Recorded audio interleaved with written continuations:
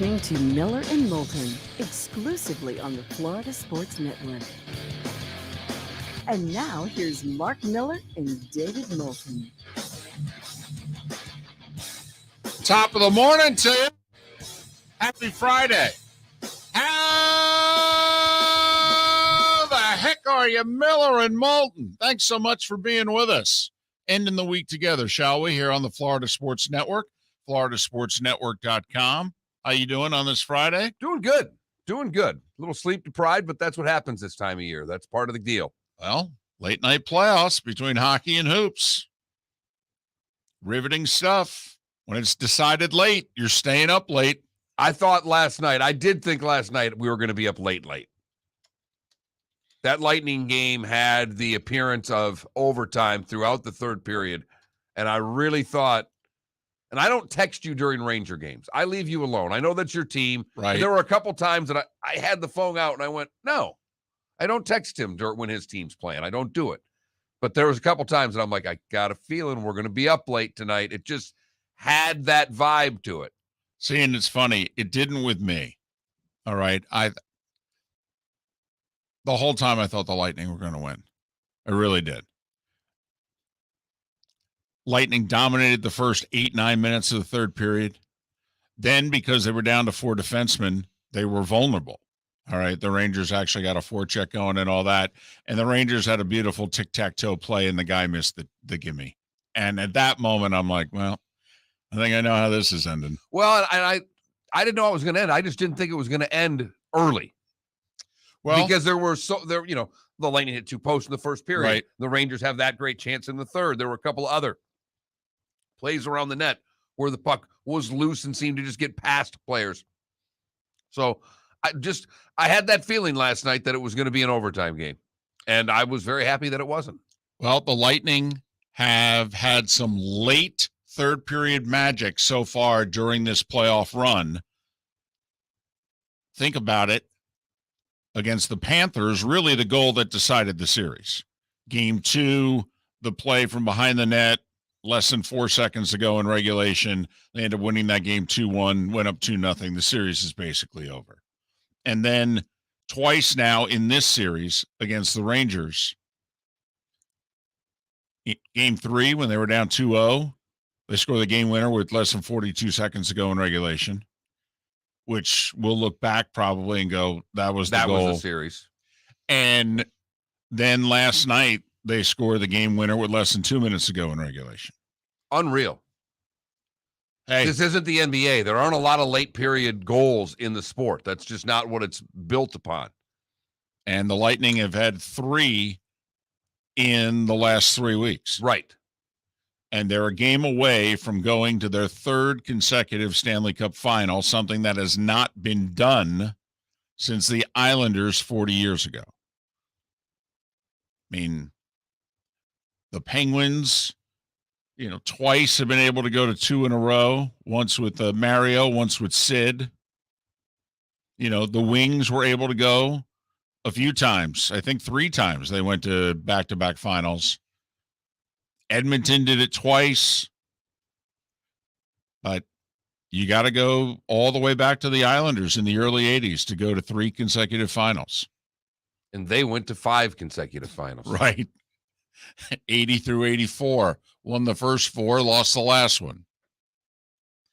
So Rudy Tomjanovich said it nearly 30 years ago, never underestimate the heart of a champion. And boy, once a group becomes champions, they usually stay that way until you put a stake through their heart. And so far, no one's been able to put that stake through the Lightning heart. Boy, and the Rangers had such an opportunity with about 6 minutes to go to get a goal in that third period, and that one slipped by. And David, you're right. That was probably, it was the best chance the Rangers had in the third period in a game with 2 goofy goals prior to that. But it was a typical good hockey game. Somebody's got to lose it. Lightning end up hitting 3 posts, 2 in the first period, and the Rangers had not 1 but 2 tic-tac-toe plays where they easily just, You get a halfway decent stick on it, you put it into an open net, and they missed them both. Oh, well, okay. And then you throw the puck at the net, goes off somebody's shin guard. There you go. That's your game. That's, as John Forsman likes to say, that's hockey, baby. There's no doubt. There is no doubt. And now the Lightning a game away from yet another Stanley Cup. Gritty road win. They had to get one in order to get through this series. 8 in a row for the New York Rangers at home going into last night's game, and Tampa with the 3-1 win. And now the big 3-2 series lead. 78% of the teams that win game 5 2-2 go on to win the series.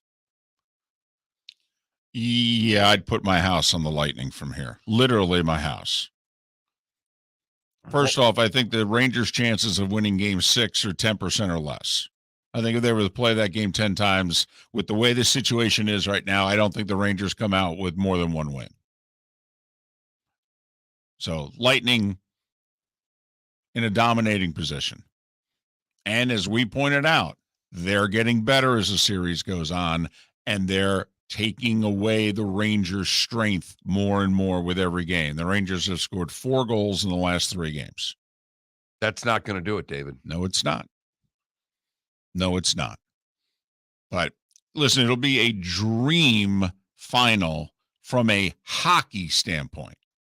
I mean, ESPN's rooting for the New York team. You get a bigger draw.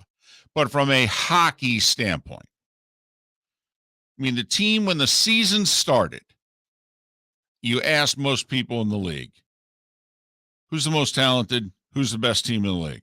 And everybody go, it should be Colorado. I've been picking a Colorado-Tampa Stanley Cup final Right. now, I think, for 3 years. David. I know. And you're 36 hours away from being right. Finally. I mean, you just keep, I did that with Ricky Fowler for about 6 years in majors. I finally gave up on that. This one I stayed stuck with for yet another year, and we'll see if we can finally get the Tampa-Colorado final, which will be delicious, to say the very least. Yes, it will. Tampa's taken out Florida, who was a fast team. The Rangers now a game away from taking them out, which is a fast team. Toronto. And now they're going to play Colorado, which may be faster than all of them. And the Lightning will be just smiling, going, okay, you keep lining them up. We're the bowling ball. We'll keep taking them out. But we'll have plenty of time to talk about that next week. If, in fact, that is going to be our Stanley Cup final, game 1 would be Wednesday next week. Game 1 would be Wednesday. Colorado has home ice in the finals. But the big story in sports yesterday, I felt as if the sports world caught up to Miller and Moulton. We've been talking about this PGA Tour versus LIV series for a few weeks and how intriguing we found it. And it seems as if in the last 48 hours, the rest of the sports world is caught up. Just live, baby. Is that it? I don't know. I will say it sounds like there's some marketing potential. There's you get a song and a beat going to that. Just live, just a little Al Davis. Matthew McConaughey, Livin. Just live, baby. Just live. So don't know how many of you, you had to be a goober. You got to go to YouTube or Facebook or livgolf.com. That's the only 3 places in the States you could find it. You couldn't get a leaderboard anywhere, including, unless I am that dumb, and I feel like I know how to navigate a website at this point in my life. I could not find a leaderboard on the livgolf.com website. That's all right. The leaderboard they put up on the screen, most people couldn't understand. First off, they got, I don't know, because they've got teams. Right. They have 12 4-man teams. And so every team's got a name. Well, we don't. And they're stupid. Yeah, they're silly. Yeah, they are. And it's intentional. The apparently. Guardians have a better name than the LIV Tour. You think the Commander's name is better? Yes. Wow, then they are silly. But then also, half the field, even golf fans don't know who half of the golfers are. So for you to not put up their entire last name, you can't shorten it in any way. And so, well, there's not enough characters for a couple of these. The guy that's in second place has about 16 characters in his last name. And there's one guy who's got 6 A's in his last name. 6 A's. Not a lot of points on Scrabble. No, not at all. Those vowels don't do you a damn thing. No, they don't. I'll tell you what, though.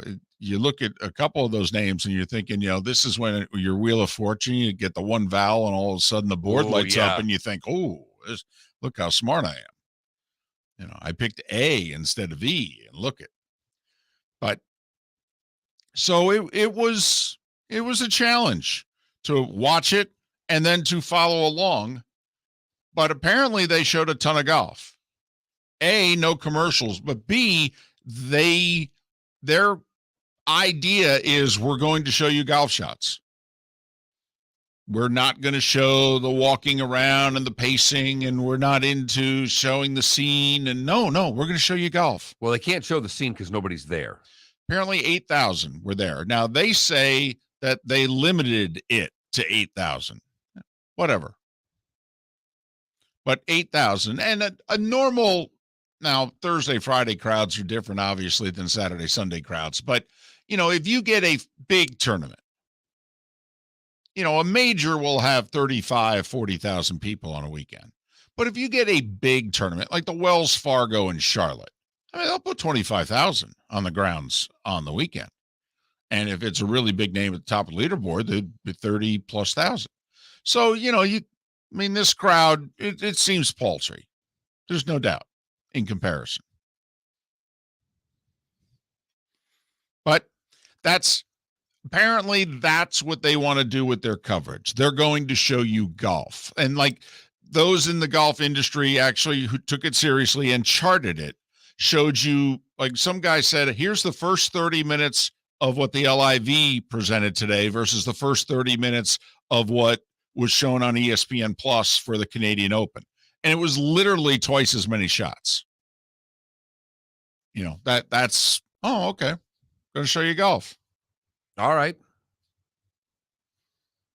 Good luck finding it. Right. Good luck understanding it. They have holes to play is the other one I noticed on the graphic, as opposed to holes they've played through. Holes remaining is what they're on because of the shotgun start, I believe. Miller and Moulton. But yes, we have a competing golf tour, and it is apparently the end of civilization as we know it. Miller and Moulton, the Florida Sports Network. Golfers, are you bored of the same old driving range warm-up routine that's not getting you the results that you want on the course? Power up your golf swing by adding resistance bands to your range sessions with the Orange Whip Golf's Power Strap Kit. Featuring band attachments to your feet and hips, Power Strap resistance training will boost clubhead speed, increase power, improve flexibility, all with just a few swings. Buy a Power Strap Kit today. Go to orangewhipgolf.com and use code Miller10 to receive an additional 10% off the already great price of $119. Mark, we're playing golf. Saturday, June 11th, a scramble at the West Bay Club in Estero. Go to floridasportsnetwork.com to sign up now. I'd like to thank Budweiser, Twin Peaks, and Southwest Florida Golf Carts. Got some good stuff there, flgolfcarts.com. Where are you going to go? floridasportsnetwork.com. Sign up for our tournament, Saturday, June 11th, a scramble at the West Bay Club in Estero. Your golf will include your foursome and a chance to have lunch and awards after. Sign up at floridasportsnetwork.com. David Moulton for Napa, Napa Auto Parts, and Napa Filters. Insist on Napa filters for your vehicles, or if you're a do-it-yourselfer, only buy Napa filters. Napa has a filter for almost anything on earth that moves, whether it's motorcycles, foreign and domestic cars, vans, SUVs, earth-moving equipment. You get the idea. Napa Auto Parts, Napa filters. Insist on them for your vehicles,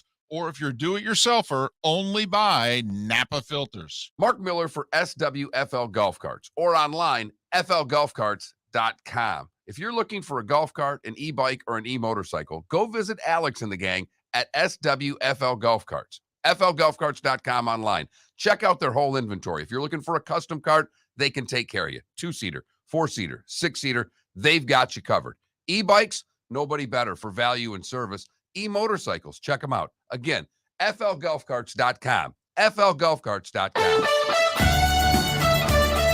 You were listening to Miller and Moulton on the Florida Sports Network.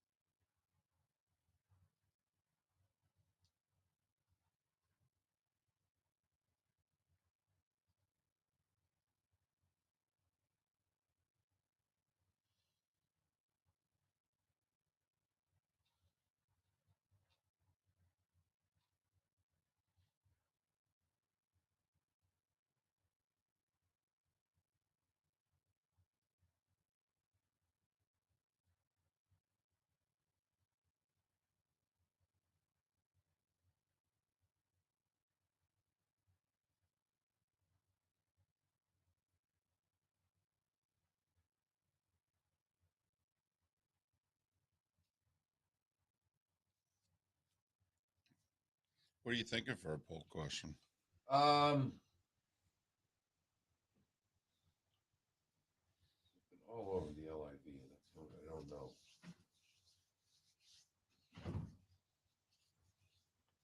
I was really joking there more than anything. No, I know. That's our timing.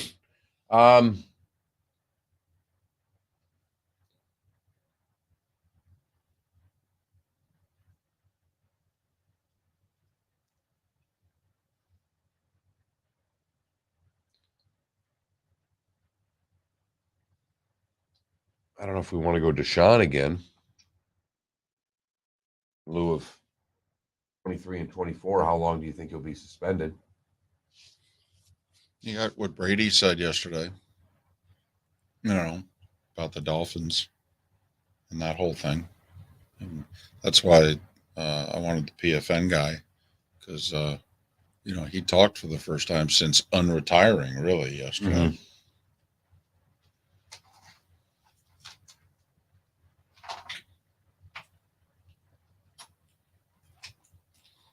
This short segment, we'd go back to the LIV, though. The guy who brought it up to you, and, Buck watched. Our poll question result.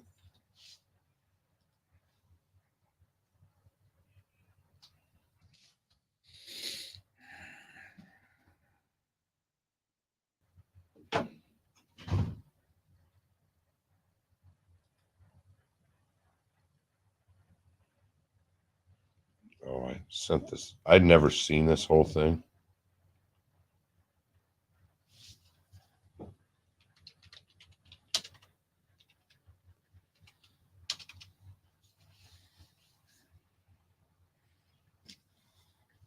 Our football team was like the kid that plays second French horn in the school band. This is all. A couple of them were in our thing. I'm not. It's a double-edged sword, It's kind of like watching your mother-in-law go off a cliff in a Cadillac. You got mixed feelings. First of all, they got after hard.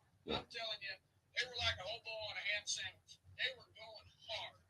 But there's about four of them I've never heard. Cloud on the first day of pheasant hunting season, he was pulling at the chain. We're kind of like a woodpecker in a petrified forest. Just keep busy and look for opportunity. I want to raise my kids using a depth chart.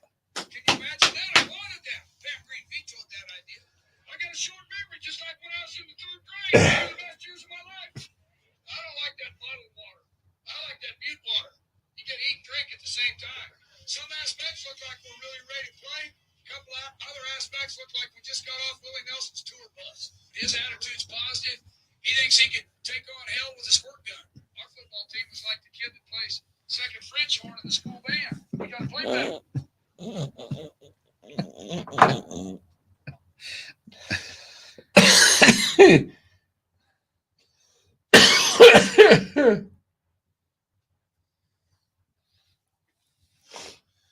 Oh gosh.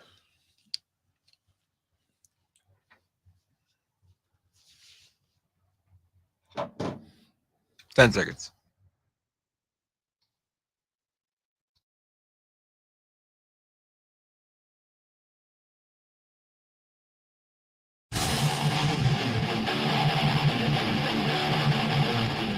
You're listening to Miller and Moulton, exclusively on the Florida Sports Network. 21 minutes past the hour, top of the morning to you. Miller and Moulton, the Florida Sports Network, floridasportsnetwork.com. Good show lined up for you today. We'll preview Game 4, NBA Finals, coming up in the 8 o'clock hour. 2 hours from now, Mark Lai will join us. We'll talk this PGA Tour, LIV Golf Series war. And make no mistake about it, it's war. Did you see that missive that the PGA Tour sent out yesterday? They actually put this on paper. Man, oh man. In reading what the PGA Tour had to say, especially page 2, mean, Page 1 was just getting through the details, David. You know, Page 2 right. was Jane, you ignorant slut. Yeah. Holy cow. I thought it was Patty Sisolak talking to me in the hallways in 6th grade. I mean, man, oh man. You know what? You're right. It was more of a 7th, 8th grade breakup. Wow. You are PGA Tour. And this is the moment about what we stand for, the PGA Tour as a whole. It's about lifting up those who choose to not only benefit from the tour, but those who play an integral role in building it. Shut up. I mean, I didn't know whether to come up with the fake music from Stripes in the background while I was reading Page 2 or NFL Films and really sell it hard. But man, oh man. Felipe's like, you want me to listen? You can go either way. You can go with that. You know, remember Stripes, although, you know, Felipe, that's a 40-year-old movie reference. So that's probably, you know, once again, you'd hit the bell. You'd be like, what the hell are you two talking about? I'd recommend you watch it, though. But yes, yes, it has staying power. Yeah, there are lines. I may even there. have the DVD. You can put it in your PlayStation. But they play those, just in case you wondered. But, you know, you remember that they had the fake army unit there, and so they'd have the music in the background. I think a fake army movie goes along with this fake outrage by the PGA Tour, David. And it's not fake outrage. They are outraged, but the way they are going about it seems. You remember the music in Stripes that they were playing when they were going across the border and then back again to rescue people back? That was the music that I was thinking of. You know, it's not quite Benny Hill mocking music, but it's like halfway there. It's like, this is supposed to be inspirational, but it's really tongue-in-cheek. We're making fun. That's the music I had in my head when I was reading Page 2 of what the PGA Tour sent out. Meanwhile, the PGA Tour, when they were typing this, they had the NFL Films music in their head. You know, they had the big brass section that was building up. The autumn wind is a raider. You know, I mean, they were just, yes, that's what the tour had. Yes, and when you start reading it, Jay Monahan's marching down the hall saying, I got my memo ready. You are the tour. You built it up. These bastards are tearing it down. These elements are part of the PGA Tour's DNA, built by the likes of Jack and Arnie, and countless others whose legacies are inextricably linked. See, and you pause, you wait for the instrumental. Now this collective legacy can't be bought or sold. Please reach out with any questions, and please know we remain committed to you, our players, as well as our fans and our partners. Now let's go out there and 3-putt for the team. Where are we again? We're in Canada. It's the RBC Open. One of the weakest fields of the year. That's okay. Sell it. Not according to this memo. A star-studded field. Really? A committed player who was once committed to one of the players who's on the LIV Tour. You feel it building? So, hospitality offerings. You know what that means, David? Cheese plates. And lots of it, Mark. Global broadcast distribution. Those bastards are on Facebook. Translated, we kick ass and they suck. To use a Stripes reference, we're 10. We are the PGA Tour. We're good. Are you with me? Let's go. Yeah. Boy, anybody want to golf? Man. Now get Matt Fitzpatrick out on that first tee.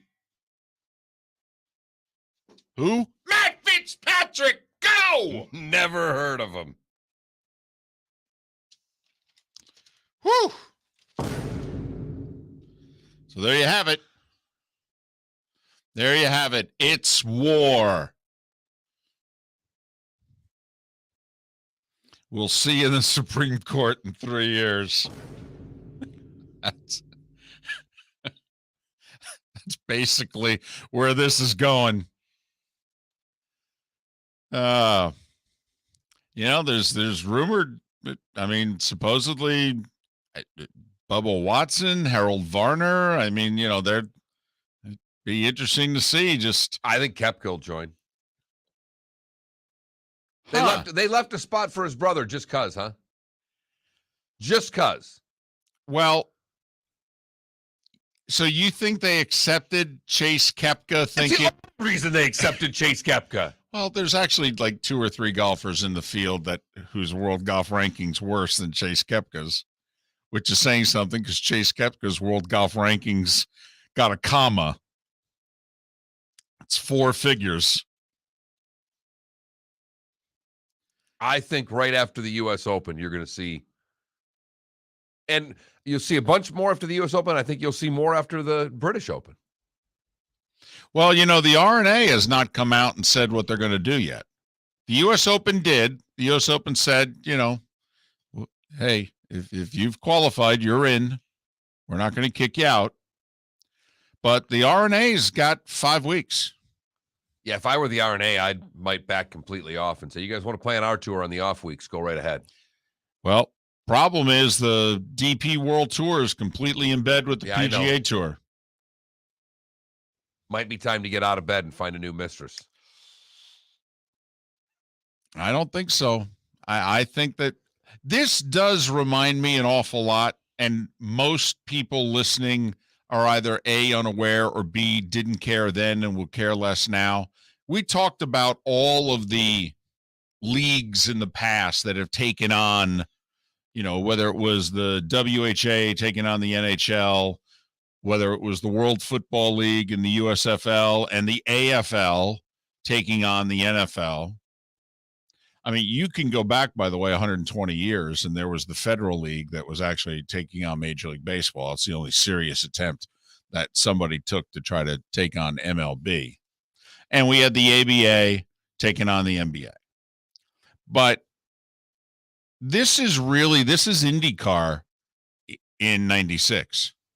This is Tony George, who owned and operated the Indianapolis Motor Speedway, coming up with his own racing series and saying, if you're not a part of my racing series, you can't race in the Indy 500. And for 2-3 years, the Andretti's of the world were like, come on, dude, you got to be kidding me.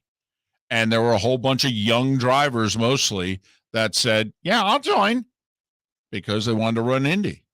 And it really hurt IndyCar racing. IndyCar racing has not been as strong. Never really recovered from that, did they? No. And so there are many that are wondering, are we going to look 20, 25 years from now and say this was the beginning of golf becoming splintered? Even though they eventually kissed and made up and Tony George got out of it and Roger Penske's kind of taken over, but IndyCar racing has not been the same. Miller and Moulton, the Florida Sports Network. Bring your big mouth to John Smith Subs and indulge in their overstuffed subs with the freshest quality ingredients. Enjoy our famous steak bomb with perfectly grilled marinated sirloin steak topped with provolone cheese, grilled onions, peppers, mushrooms, crispy bacon, juicy tomatoes, and creamy mayo. Boom! Made-to-order crispy fries can be paired with the Gator, the Cuban, the chicken bomb, or the Italian.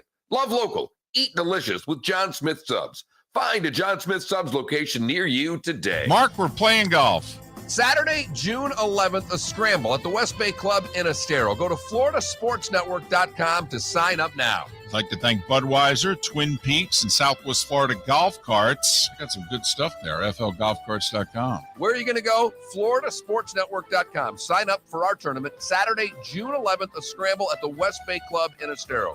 Your golf will include your foursome and a chance to have lunch and awards after. Sign up at floridasportsnetwork.com. David Moulton for Napa Auto Parts, and Napa Filters. Insist on Napa Filters for your vehicles, or if you're a do-it-yourselfer, only buy Napa filters. Napa has a filter for almost anything on earth that moves, whether it's motorcycles, foreign and domestic cars, vans, SUVs, earth-moving equipment. You get the idea. Napa Auto Parts, Napa filters. Insist on them for your vehicles, or if you're do-it-yourselfer, only buy Napa filters. Golfers, are you bored of the same old driving range warm-up routine that's not getting you the results that you want on the course? Power up your golf swing by adding resistance bands to your range sessions with the Orange Whip Golf's Power Strap Kit.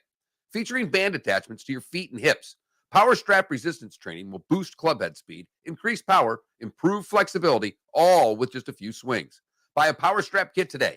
Go to orangewhipgolf.com and use code Miller10 to receive an additional 10% off the already great price of $119. You are listening to Miller and Moulton on the Florida Sports Network.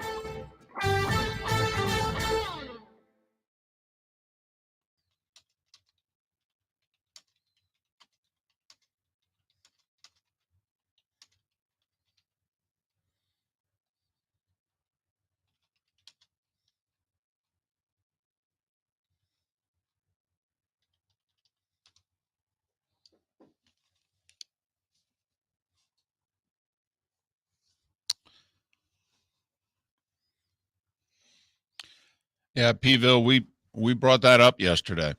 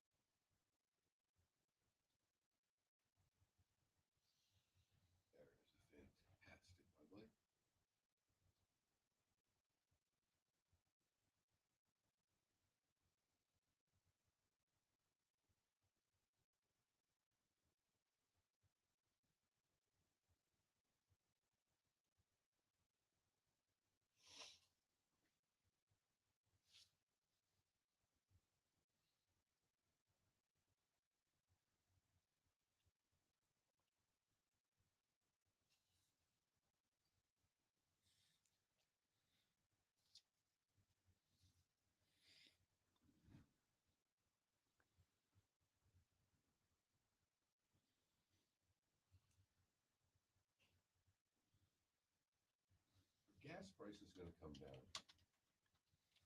Well, I mean,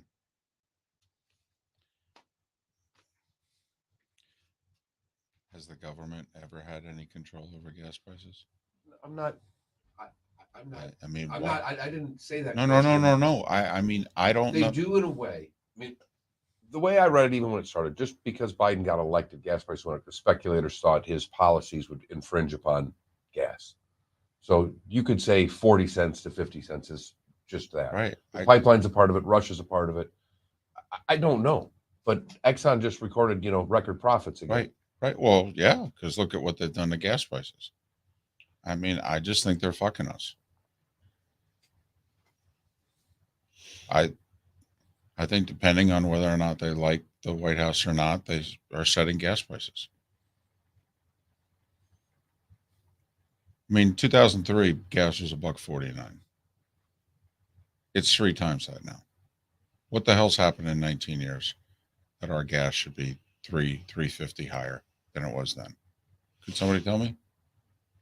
I just think I think it's collusion. I think they're screwing us.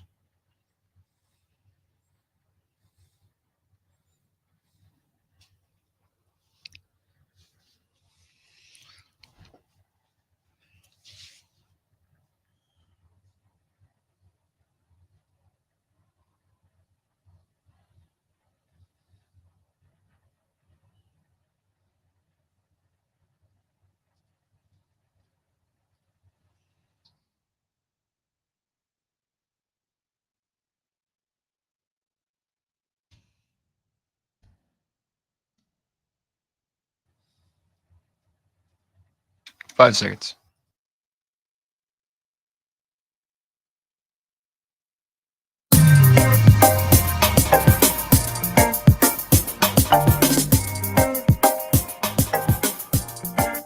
Welcome back to Miller and Moulton, only on the Florida Sports Network. 22 minutes before the hour. Miller and Moulton, the Florida Sports Network, floridasportsnetwork.com. Thanks so much for being with us. Matt Cannata, Pro Football Network, to join us in an hour. Keith Smith to talk the NBA Finals in the 8 o'clock hour. 2 hours from now, Mark Lai will join us to talk about the war between the PGA Tour and the LIV Golf Series.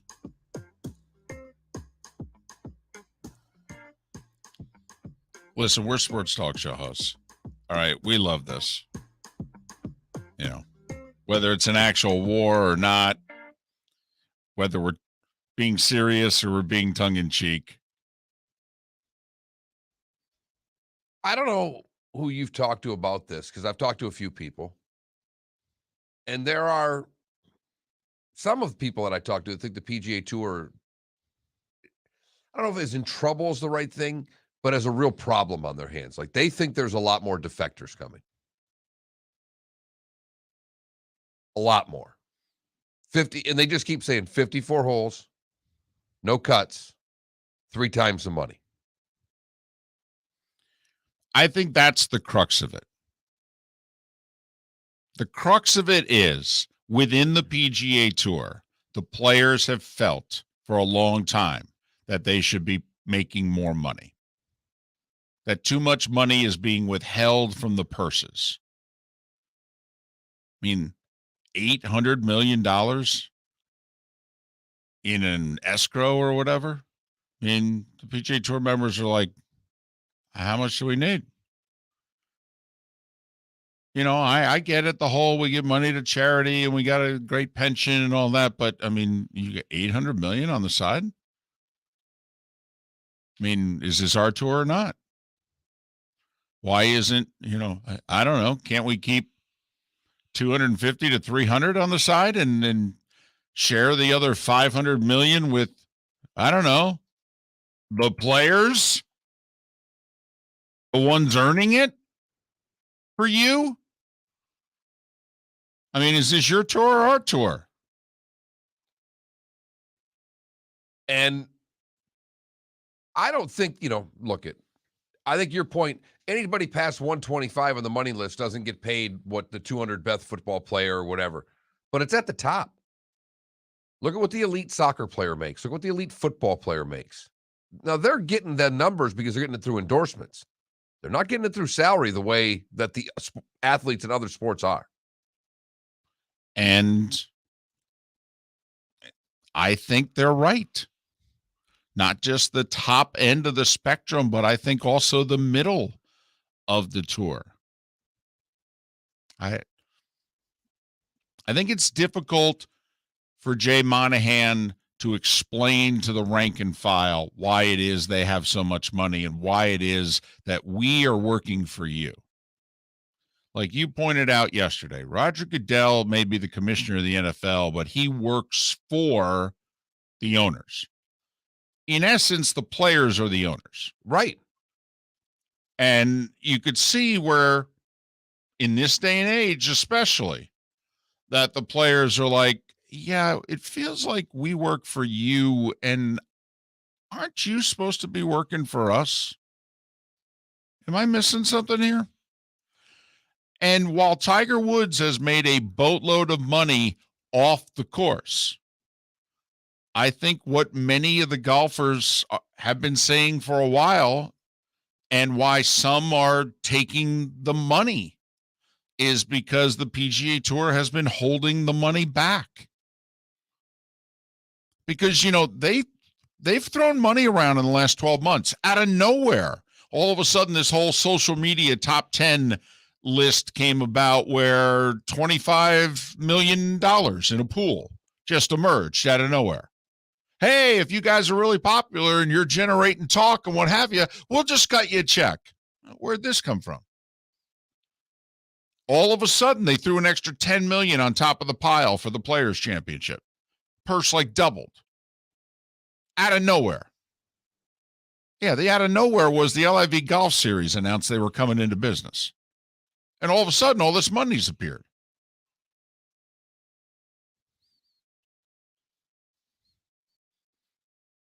Time now for The Starting Five. 5 stories you need to know. It's the Starting Five on Miller and Moulton. Here's number 1. So the shotgun start was at 2 p.m. London time, 9 a.m. our time yesterday. And with a half an hour of the shotgun start in London, when the LIV series getting underway officially, the PGA Tour suspended 17 current and former members.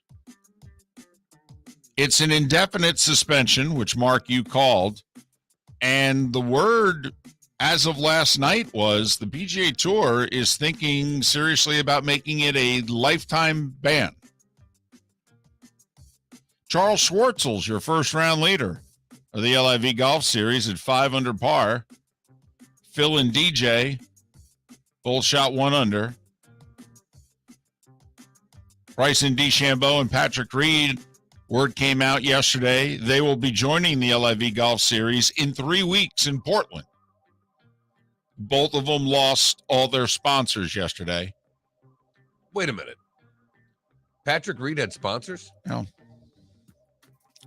Maybe just Bryson DeChambeau lost all the sponsors, including Rocket Mortgage, because Rocket Mortgage is in bed with the PGA Tour. So they released a statement, wishing him well in his future endeavors. Paul Casey withdrew from the U.S. Open yesterday because of a back injury. The PGA Tour is north of the border, Mark. The RBC Canadian Open. Star-studded field, David. Wyndham Clark is your leader at 7 under. Like I said, star-studded field, Wyndham Clark. 1 shot ahead of Matt Fitzpatrick, 2 ahead of Harold Varner, who's rumored to be leaving for the LIV Tour. Rory, 3 shots back at 4 under. Tom Brady talked yesterday. And I don't just mean trash talk during a made-for-TV golf event. He talked his first press conference since unretiring 4 months ago. He is emphatic, saying, Bruce Arians and I are fine. In fact, we have a good relationship. Where is all this coming from? And he did not deny the Miami Dolphins story at all. He said, in fact, last 3 years, I've talked to a lot of people about a lot of possibilities. Basically saying, once I made up my mind to leave New England, I have considered anything and everything. He said he will not pressure Gronk to return. And Tom Brady said, hey, I'm all in. JPP, by the way, we're wondering, is he coming back to the Bucs? Well, he's in talks with the Ravens. And the new Broncos owners have acknowledged that they've talked to Peyton Manning. Peyton lives in Denver now, I mean, post-playing career, Peyton and his family have settled in Denver. And at the very least, Peyton's going to have some sort of consulting role. But anything and everything's on the table, including an ownership stake. Peyton, when reached yesterday, said, I'm taking life year to year. I don't know what I want, but whatever it is, it will be with the Broncos, which I do find interesting. Think about that. I mean, how did the Colts blow that? How did the Tennessee Titans not rope him in? I mean, he's like the number one sports figure in the state of Tennessee. They also have had ownership issues, Right. But it leads me to believe he doesn't love Irsay all that much. Yeah. I mean, that's the simple thing I take out of it. He doesn't respect him enough, doesn't like him enough. Still angry about, Peyton wanted to stay a Colt. Peyton was going to miss the year because of the neck injury, which he did in 2011. But Peyton wanted to stay a Colt. I wonder if. Absolutely it did. But he's proudly saying that basically the rest of my life, I will be associated. If I'm associated with an NFL team, it will be with the Denver Broncos. That's interesting, isn't it? It really is.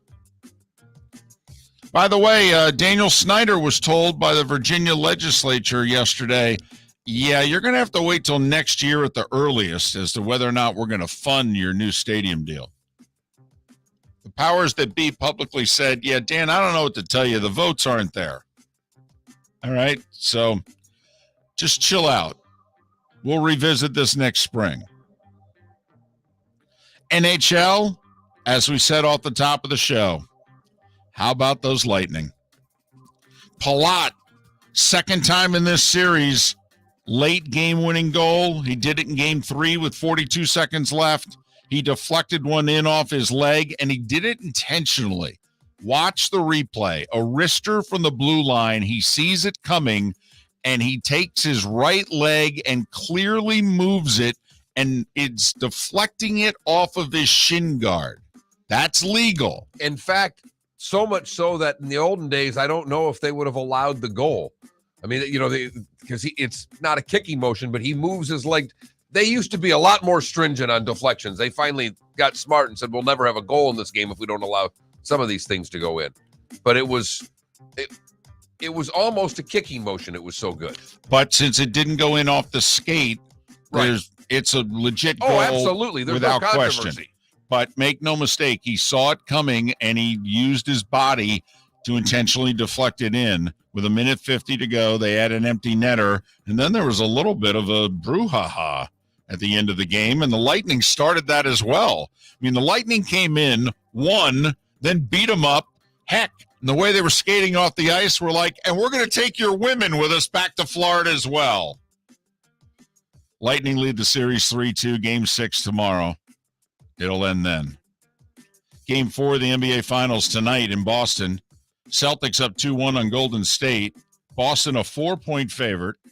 Warriors 3-5 on the road. Celtics 6-4 at home in these playoffs.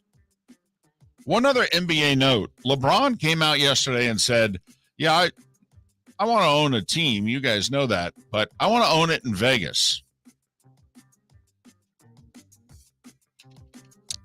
So basically the word is Vegas and Seattle are getting the two expansion franchises when the NBA goes from 30 to 32. Major League Baseball, the Rays beat the Cardinals 2-1 in an hour and 54 minutes. That's a getaway day game.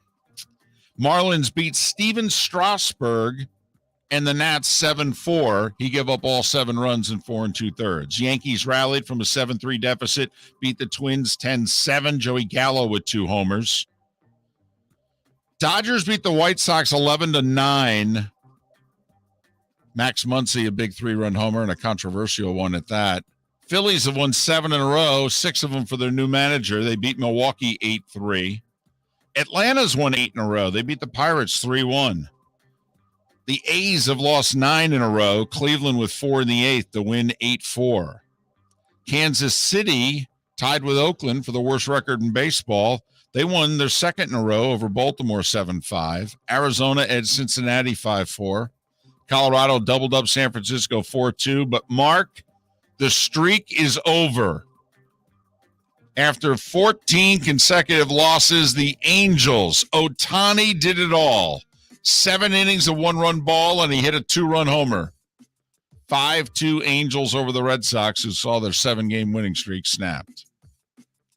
Oklahoma capped off maybe the greatest season in women's softball history, winning the national title over Texas yesterday, 10-5. Never seen a softball team hit like that, David. 59-3 were the Oklahoma Sooners this year. 59-3. College baseball, the Super Regionals get underway today with 4 series. Texas at East Carolina. Mark wearing his Pirates t-shirt. Oklahoma at Va-Tech. Notre Dame at Tennessee. Louisville at A&M. The 4 Super Regionals that get underway today. 4 more will get underway tomorrow. And finally, Lloyd Carr's grandson, CJ. He's a 5-star quarterback. He lives within an hour of the University of Michigan. He chose Notre Dame, where he's going to play his college ball. And that is the starting 5. That is stunning. He apparently told his family like a year ago. He's like, guys, I'm going to Notre Dame. And they're like, come on, visit all the schools, blah, blah, blah. Lloyd Carr's grandson grew up 40 minutes from campus. Of all the schools, I mean, I guess he could have chosen Ohio State. It'd be the only one that would be worse. Miller and want Moulton. Notre Dame and Michigan to start playing again for this. Exactly. Thanks for listening, Florida Sports Network. Mark, we're playing golf. Saturday, June 11th, a scramble at the West Bay Club in Estero. Go to floridasportsnetwork.com to sign up now. I'd like to thank Budweiser, Twin Peaks, and Southwest Florida Golf Carts. Got some good stuff there, flgolfcarts.com. Where are you going to go? floridasportsnetwork.com. Sign up for our tournament Saturday, June 11th, a scramble at the West Bay Club in Estero. Your golf will include your foursome and a chance to have lunch and awards after. Sign up at floridasportsnetwork.com. Bring your big mouth to John Smith Subs and indulge in their overstuffed subs with the freshest quality ingredients. Enjoy our famous steak bomb with perfectly grilled marinated sirloin steak topped with provolone cheese, grilled onions, peppers, mushrooms, crispy bacon, juicy tomatoes, and creamy mayo. Boom! Made-to-order crispy fries can be paired with the Gator, the Cuban, the chicken bomb, or the Italian. Love local. Eat delicious with John Smith Subs. Find a John Smith Subs location near you today. Golfers, are you bored of the same old driving range warm-up routine that's not getting you the results that you want on the course? Power up your golf swing by adding resistance bands to your range sessions with the Orange Whip Golf's Power Strap Kit. Featuring band attachments to your feet and hips, Power Strap resistance training will boost club head speed, increase power, improve flexibility, all with just a few swings. Buy a Power Strap Kit today. Go to orangewhipgolf.com and use code Miller10 to receive an additional 10% off the already great price of $119. David Moulton for Napa, Napa Auto Parts, and Napa Filters. Insist on Napa filters for your vehicles, or if you're a do-it-yourselfer, only buy Napa filters. Napa has a filter for almost anything on earth that moves, whether it's motorcycles, foreign and domestic cars, vans, SUVs, earth-moving equipment. You get the idea. Napa Auto Parts, Napa filters. Insist on them for your vehicles, or if you're a do-it-yourselfer, only buy Napa filters. Mark Miller for SWFL Golf Carts, or online, flgolfcarts.com. If you're looking for a golf cart, an e-bike, or an e-motorcycle, go visit Alex and the gang at SWFL Golf Carts. flgolfcarts.com online. Check out their whole inventory. If you're looking for a custom cart, they can take care of you. 2-seater, 4-seater, 6-seater, they've got you covered. E-bikes, nobody better for value and service. E-motorcycles, check them out. Again, flgolfcarts.com. flgolfcarts.com. Golfers, are you bored of the same old driving range warm-up routine that's not getting you the results that you want on the course? Power up your golf swing by adding resistance bands to your range sessions with the Orange Whip Golf's Power Strap Kit. Featuring band attachments to your feet and hips, Power Strap resistance training will boost club head speed, increase power, improve flexibility, all with just a few swings. Buy a Power Strap Kit today. Go to orangewhipgolf.com and use code Miller10 to receive an additional 10% off the already great price of $119. You were listening to Miller and Moulton on the Florida Sports Network.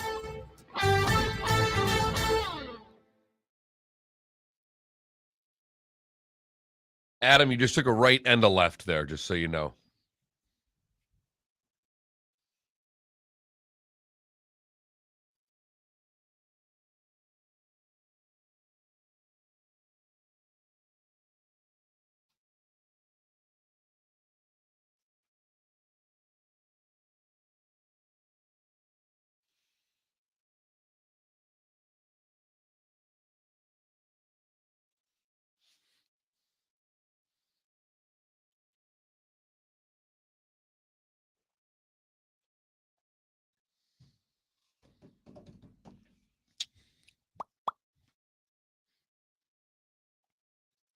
We need a poll question.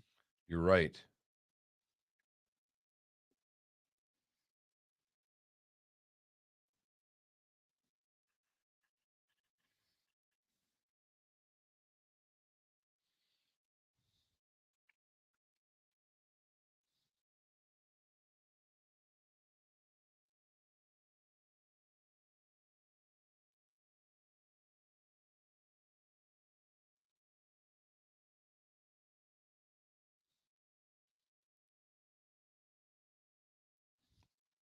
Blue cheese or ranch? No one can afford chicken wings anymore, David. They're market price. Never thought I'd live in a world where chicken wings basically don't have prices on menus at places right now, where you have to basically find out. Oh my God, the other day, $10 or $16 for 10 wings. I paid that. That's cheap. So I've seen them as high as 20. For 10? My God, those wings better give me superpowers. Or just the ability to dunk a basketball. Blue cheese or ranch? Both. I asked for both. They're like, do you want blue cheese or ranch? I said, can I get both?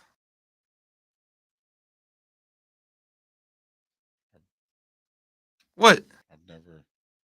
I mean, usually you choose one or the other. I get both.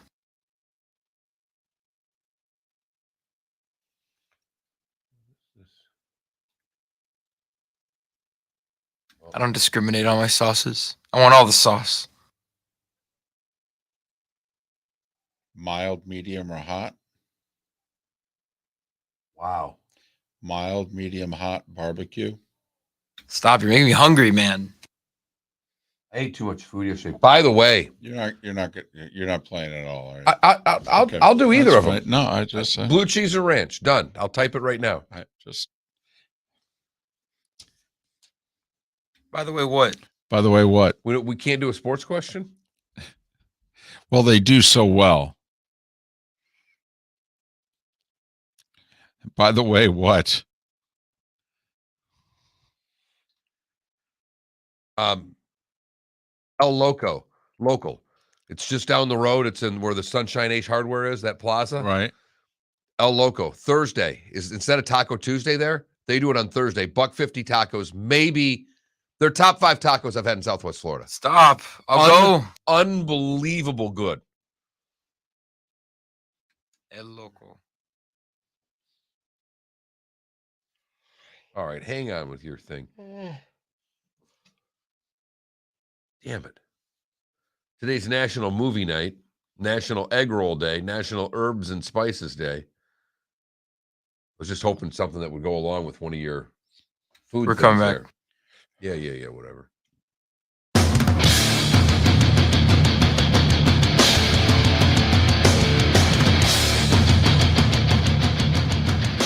You are listening to Miller and Moulton, exclusively on the Florida Sports Network. And now here's Mark Miller and David Moulton.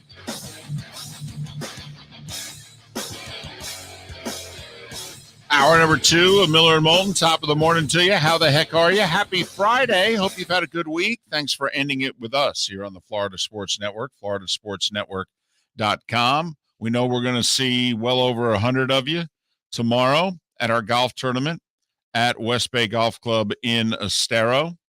Looking forward to that. Raise some money for Folds of Honor and Bonita Assistance. And you can go to both websites and donate if you're not attending and you'd like to. Especially Folds of Honor, they do one of those $13 a month deals to, be a sponsor. That's an appetizer, right? Oh yeah, I mean, how many things are you spending $13 a month on right now? Oh, well, that you're already getting billed for? Just it's too take the Netflix account off for a couple months and do something good with that money. Like buy chicken wings. Well, it might be more than $13 right now. Chicken wings are expensive. Well, everything's expensive You're right now. But chicken wings, they've gone nuts on us. They have. I never thought I'd live in a life when chicken wings were marketplace as a restaurant. I'm fine when stone crabs are market price. When chicken wings are market price, I get worried. That's certainly reason to worry. No doubt about that. Miller and Moulton here on this Friday. Along the lines of chicken wings, I mean, I'm willing to go off the beaten path, have a fun poll question to end the week. I mean, we could go, blue cheese or You would ranch. blue cheese or ranch. I'm trying to figure out, are you just hungry this morning? Do you have a craving for chicken wings and or chicken fingers? Well, because all you gave me was like barbecue sauce, ranch, or blue cheese. I mean, you seem to be ready to sit down at the bar, get a 50-piece of wings, a pitcher of draft beer, and call it an afternoon watching the LIV Golf Tour. Yes, I'm basing my whole weekend around watching the LIV Golf Series. No doubt. Well, we've just done some, I don't want to say serious, but, somewhat thoughtful sports questions this week. Based on the Broncos sale, if you had $4.65 billion, how would you spend it? Buy an NFL team, buy a baseball and a basketball team, buy 3 teams, Buy a small country. Yeah. Buy Greenland, Right. So I was thinking about being very light. We've done plenty of poll questions in the last 3 weeks concerning the PGA Tour and or the LIV Golf Series. So I was just wanting to stay away from that. We've done who do you like, Celtics or Warriors? Next week, you're not going to believe this. One of our questions is going to be, wait for it, Avs or Lightning? Who do you think's going to win? Look at you already crowning the Lightning. This is a little bit. Are you sure this isn't a little sneaky Ranger fan thing there? No, absolutely not.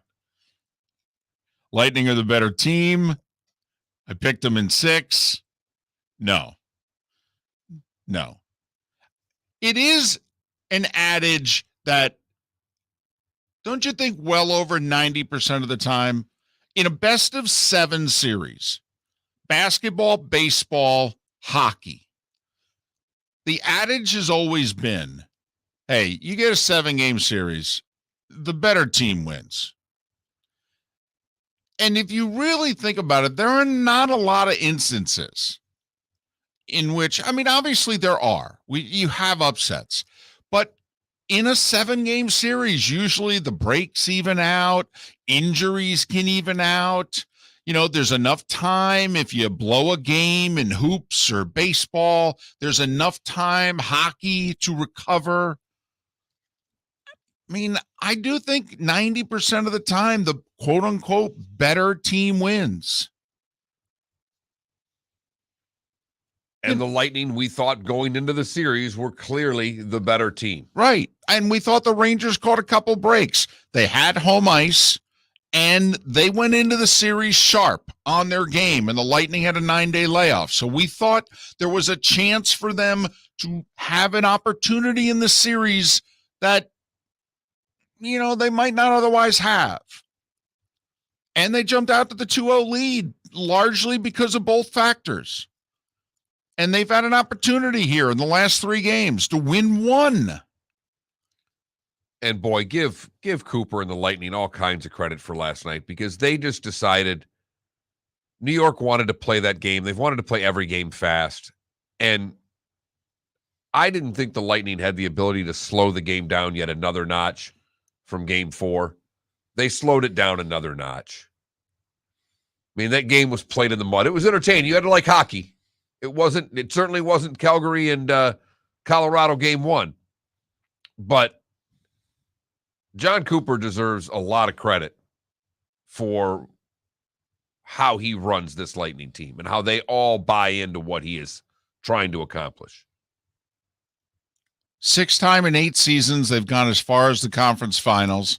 This is going to be, with one more win, the 4th time in those 8 seasons that they go to the finals, because they went in 2015 and lost. And then they've obviously gone and won the last 2 years.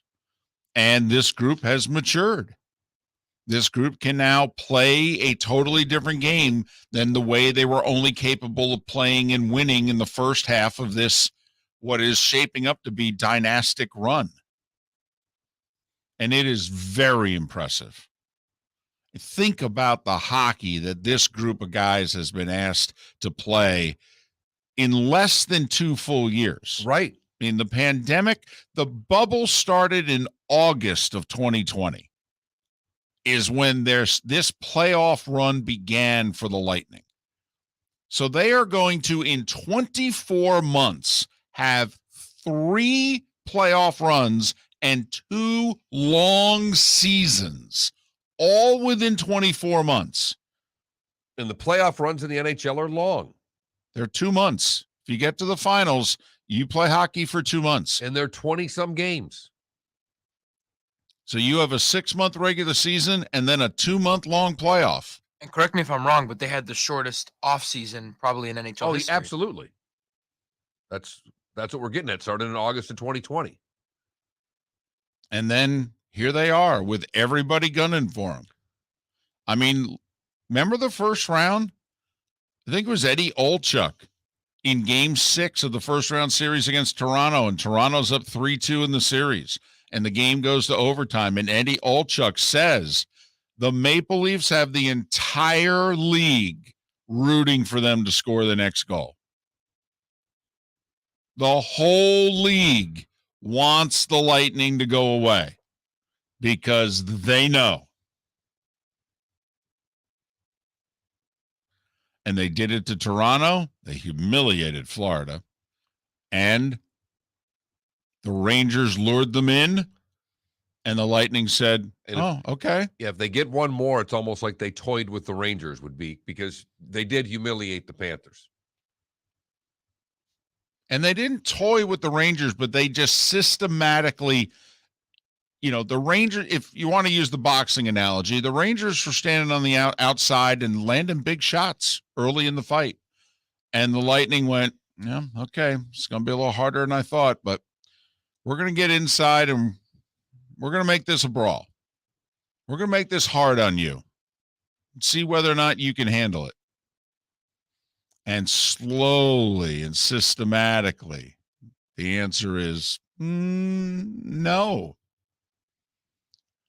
And the Lightning right now are ahead on points in like the 11th round of the fight, standing there in the corner with a smile on their face, looking across at their opponent going, yeah, it's good. Next 6 minutes are going to be painful. Right. And I don't know if you're even going to make them. Right. I don't even know if you're going to make them. Yep. This is what a championship fight is like there. You listen, you're good. Okay. You're worthy. And who knows, we may even see you again next year, the year after, what have you. But this is what a championship fight's all about there, young man. Well, there's no doubt that the Rangers are in school right now. They're learning. These young players are figuring out, and we'll see. It doesn't mean that they can't win too. I mean, I'm not as confident as David is that this thing is over, because the goaltender's playing terrifically right now. And he can steal a game. And if it gets back, anything can happen in game 7. I think you're right.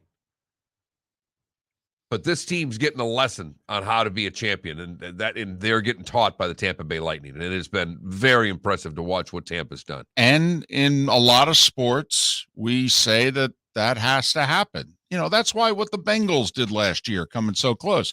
Usually you got to get, like what the Bills are going through, that's a little bit more normal. The Chiefs went through it, not with Mahomes, but the Chiefs as a team, they kept going to the playoffs and not being good enough. And that's when they said, we got to get better at quarterback and we got to be more explosive. That's the norm. You got to pay a little bit of dues. The Lightning had to pay dues. The Lightning won playing a certain style. And they thought they were going to be able to win a cup playing that style. And then they got humiliated 3 years ago. Humiliated. I mean, worse than what they just did to Florida, because at least Florida got humiliated by the champs. The Lightning got humiliated by a franchise that had never won a playoff series. And they destroyed the Lightning. Oh, my God. Every game got worse. It did. And they had the best record in the league, and it was their turn to win. And they were basically told, yeah, you guys can't win playing this way. Not that way. You know, that 20 years earlier, you're a Wings fan. Same thing happened to the Wings. Well, that's who this Tampa team reminds me of. They remind me so much of what Cooper's done, of what Scotty Bowman did with Detroit, of taking a team that was a high-flying, high-powered team and saying, that's great in the regular season, but if you don't learn how to win 3-2, 2-1, you'll never win a cup. And the Tampa Bay Lightning are now the best team at winning 2-1 games in the sport. And what have we had all of a sudden in the playoffs? A bunch of close, low-scoring games. As this thing goes on and on, goals become a premium. Games like last night are more the norm. And when you play them in the mud, and that's John Cooper played that game in the mud last night. That used to be a phrase one of the minor league coaches that I worked for when I was broadcasting said, we got to play this one. You get to second and 3 nights. Let's just play that in the mud tonight. Let's slow this down. Let's chip it in, chip it out, make them beat us. And that's what the Lightning are able to do. And they're fine with the pressure of the close game. It doesn't bother them. Miller and Moulton. When we come back, did a Hall of Famer make a move that is going to cost him his career? We'll explain next on the Florida Sports Network. Bring your big mouth to John Smith Subs and indulge in their overstuffed subs with the freshest quality ingredients. Enjoy our famous steak bomb with perfectly grilled, marinated sirloin steak topped with provolone cheese, grilled onions, peppers, mushrooms, crispy bacon, juicy tomatoes, and creamy mayo. Boom! Made-to-order crispy fries can be paired with the Gator, the Cuban, the chicken bomb, or the Italian. Love local. Eat delicious with John Smith Subs. Find a John Smith Subs location near you today. Mark, we're playing golf. Saturday, June 11th, a scramble at the West Bay Club in Estero. Go to floridasportsnetwork.com to sign up now. I'd like to thank Budweiser, Twin Peaks, and Southwest Florida Golf Carts. Got some good stuff there, flgolfcarts.com. Where are you going to go? floridasportsnetwork.com. Sign up for our tournament Saturday, June 11th, a scramble at the West Bay Club in Estero. Your golf will include your foursome and a chance to have lunch and awards after. Sign up at floridasportsnetwork.com. David Moulton for Napa, Napa Auto Parts, and Napa Filters. Insist on Napa filters for your vehicles, or if you're a do-it-yourselfer, only buy Napa filters. Napa has a filter for almost anything on earth that moves, whether it's motorcycles, foreign and domestic cars, vans, SUVs, earth-moving equipment. You get the idea. Napa Auto Parts, Napa filters. Insist on them for your vehicles, or if you're do-it-yourselfer, only buy Napa filters. Golfers, are you bored of the same old driving range warm-up routine that's not getting you the results that you want on the course? Power up your golf swing by adding resistance bands to your range sessions with the Orange Whip Golf's Power Strap Kit. Featuring band attachments to your feet and hips, Power Strap resistance training will boost club head speed, increase power, improve flexibility, all with just a few swings. Buy a Power Strap Kit today. Go to orangewhipgolf.com and use code Miller10 to receive an additional 10% off the already great price of $119. You are listening to Miller and Moulton on the Florida Sports Network.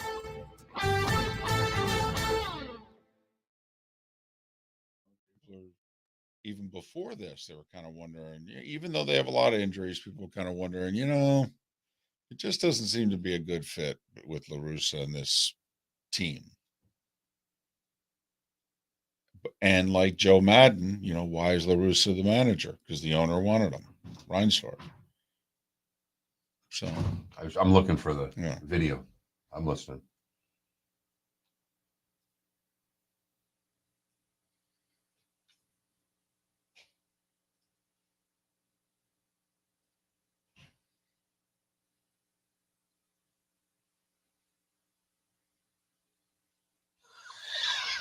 Did you see it? Yeah, right.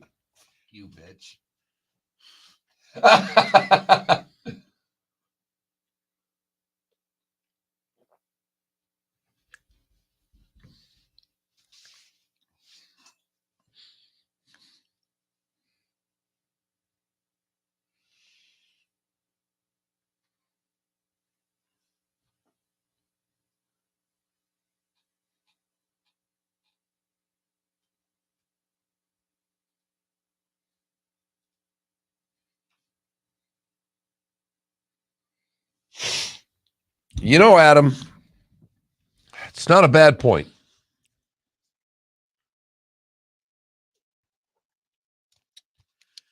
Well, Adam, here's why that's wrong, in my opinion. It's because Flores causing all that trouble prevented Tom Brady from being a Dolphin.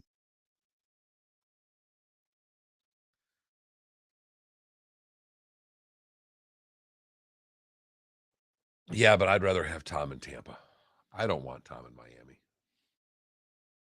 No, as a sports talk show host, I want Tom in Miami. That's because now if Tom's not going to be involved in the front office or ownership or what have you, if he's really going to do this Fox thing, that's a golden opportunity that we missed out on.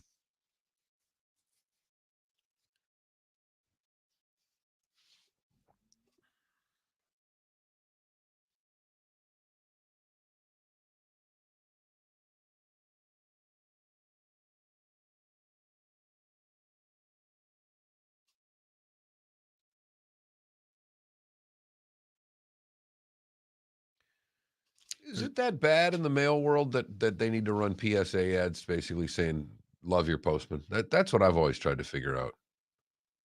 I don't understand why the post office has to advertise.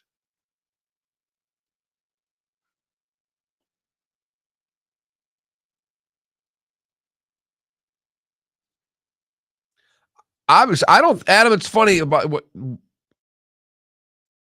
Marino doesn't want that role, or he'd already had it.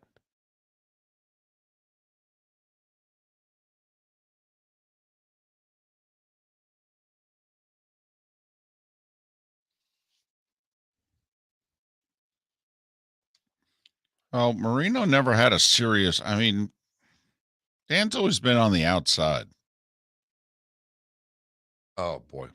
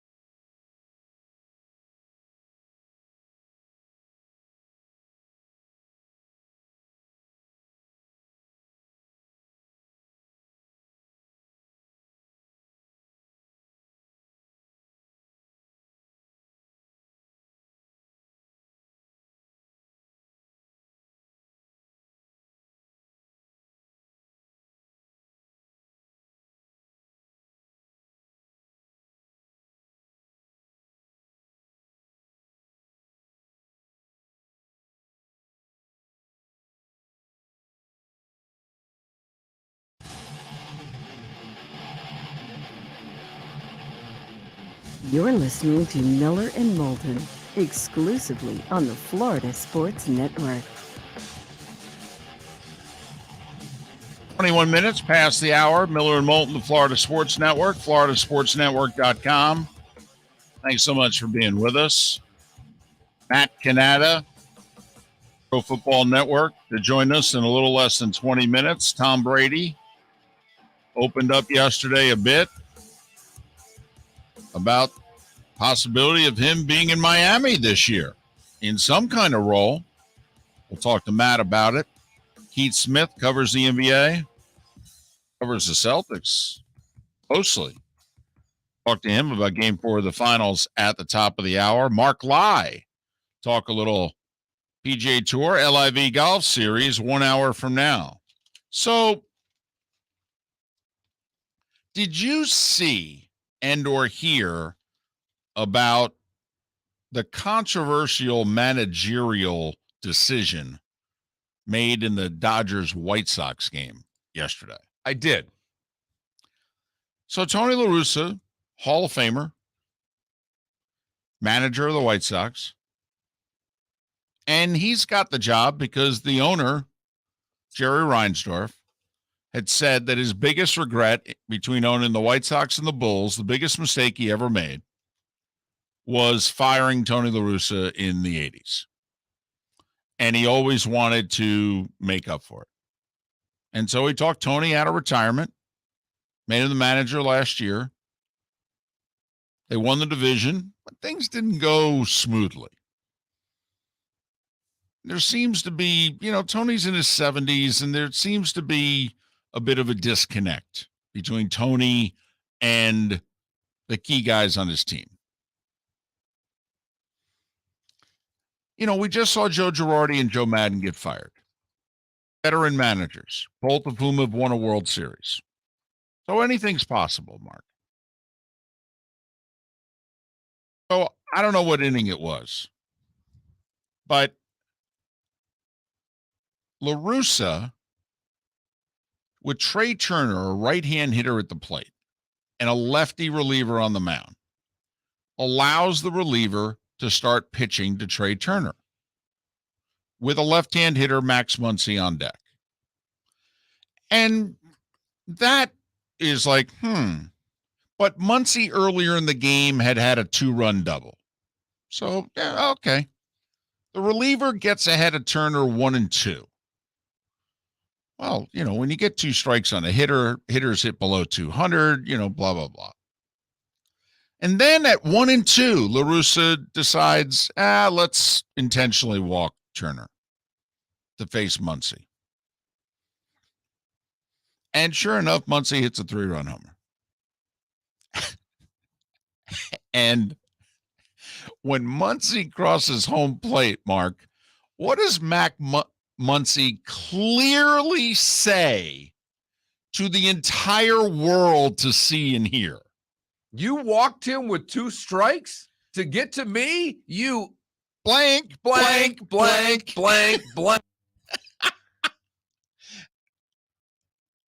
And so the whole thing is like, wait a minute. First off, why were you pitching to Turner to begin with? Well, but okay, you decide to pitch to him. Then you're not pitching to him when the pitcher is in just about the best position he could be in. And then, of course, it backfires. So, listen, we've documented on this show, the media, we're not the smartest people in the world. But, we've got a role to play. And so they asked La Russa about it afterwards. And La Russa's indignant. He's like, are you guys serious? Is this a thing? And they're looking around at one another like, well, yeah, Tony. I mean, we cover 162 games every year. We've all been doing this a while. That doesn't normally happen. You start pitching to a guy, you get behind 2-0, 3-0, the intentional walk, but not getting ahead 1-2. And then when, you do it, the guy behind him hits the 3-run homer. Final score is 11-9. Seems kind of a big situation. And the Russa's like, I can't believe you're asking me about this. This is ridiculous. And the media's looking around at one another like, what? And he defended his move. Totally. The media's stupid. I'm smarter than everybody. Right. Do you know what his batting average is when he's got 2 strikes on versus Turner? Okay. Yeah. All right, Skip. You walked one, the other one hit a 3-run homer. I don't know what to tell you. Right. Here's what happened. I mean, the guy in the on-deck circle seemed to take, offense to it. So the White Sox are 3 games below 500. They're at the 1/3 pole of the season. They were the clear favorites in this division. And take the Dodgers out, and I don't, outside of maybe the Dodgers, were they the most clear favorite? I mean, they were a bigger favorite than the Yankees in the East, weren't they? Oh, yeah. I mean, remember the whole division finished below 500 last year, except for them. And I would think outside of the Dodgers, they were the most, and maybe even including the Dodgers, the most odds-on favorite to win the division. Agreed. And so they're in third right now. They're even a game or two behind the Guardians, never mind being a little more than a handful of games behind the Twins. Now, we all know, got nearly 110 games left. When healthy, they do seem to be the best, most talented team in that division. They have not played well, though, this year. And now we start getting back to, remember during the Angels losing skid, about midway through it, when you said to me, hey, could Joe Madden get fired? And I went, come on. Yeah, the owner hired him. They're not firing him. I mean, it's not the GM didn't pick him. The owner picked him. Well, the owner picked La Russa. And he's already fired him once, albeit nearly 40 years ago. But there are those that are just wondering, things just don't seem to be working on the south side of Chicago. And the Twins are now just playing average baseball. The division is very gettable. Very gettable still. And they've got some top-end pitching where in a short series, the White Sox would be dangerous. And they got some playoff experience last year.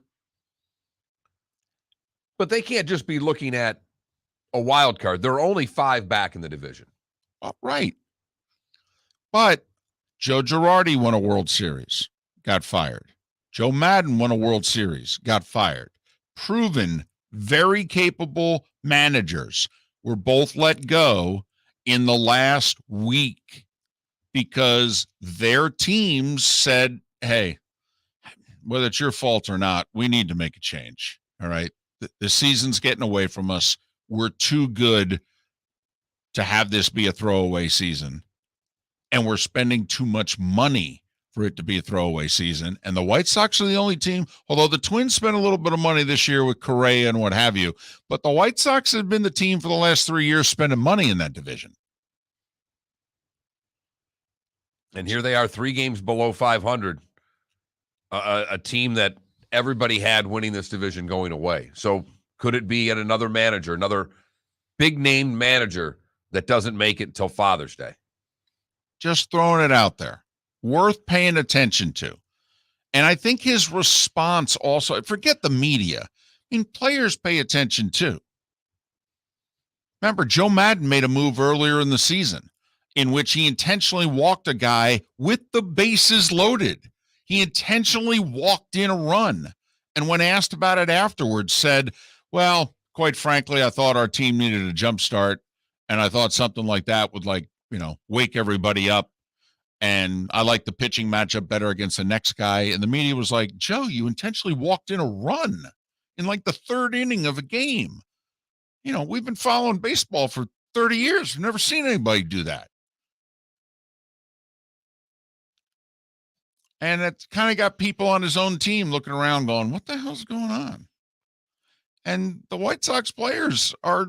Absolutely, because it's a game they needed. It's the Dodgers. There are wins, and then there are regular season wins, and then there are bigger regular season wins. And I mean, are we pitching to the guy or not? We get ahead of him 1-2, and now we want to walk him? This doesn't make any sense, Skip. Miller and Moulton. Golfers, are you bored of the same old driving range warm-up routine that's not getting you the results that you want on the course? Power up your golf swing by adding resistance bands to your range sessions with the Orange Whip Golf's Power Strap Kit. Featuring band attachments to your feet and hips, Power Strap resistance training will boost club head speed, increase power, improve flexibility, all with just a few swings. Buy a Power Strap kit today. Go to orangewhipgolf.com and use code Miller10 to receive an additional 10% off the already great price of $119. Bring your big mouth to John Smith Subs and indulge in their overstuffed subs with the freshest quality ingredients. Enjoy our famous steak bomb with perfectly grilled marinated sirloin steak topped with provolone cheese, grilled onions, peppers, mushrooms, crispy bacon, juicy tomatoes, and creamy mayo. Boom! Made-to-order crispy fries can be paired with the Gator, the Cuban, the Chicken Bomb, or the Italian. Love local. Eat delicious with John Smith Subs. Find a John Smith Subs location near you today. David Moulton for Napa, Napa Auto Parts, and Napa Filters. Insist on Napa filters for your vehicles, or if you're a do-it-yourselfer, only buy Napa filters. Napa has a filter for almost anything on earth that moves, whether it's motorcycles, foreign and domestic cars, vans, SUVs, earth-moving equipment. You get the idea. Napa Auto Parts, Napa filters. Insist on them for your vehicles, or if you're do-it-yourselfer, only buy Napa filters. Mark Miller for SWFL Golf Carts, or online, flgolfcarts.com. If you're looking for a golf cart, an e-bike, or an e-motorcycle, go visit Alex and the gang at SWFL Golf Carts. flgolfcarts.com online. Check out their whole inventory. If you're looking for a custom cart, they can take care of you. 2-seater, 4-seater, 6-seater, they've got you covered. E-bikes, nobody better for value and service. E-motorcycles, check them out. Again, flgolfcarts.com. flgolfcarts.com. You are listening to Miller and Moulton on the Florida Sports Network.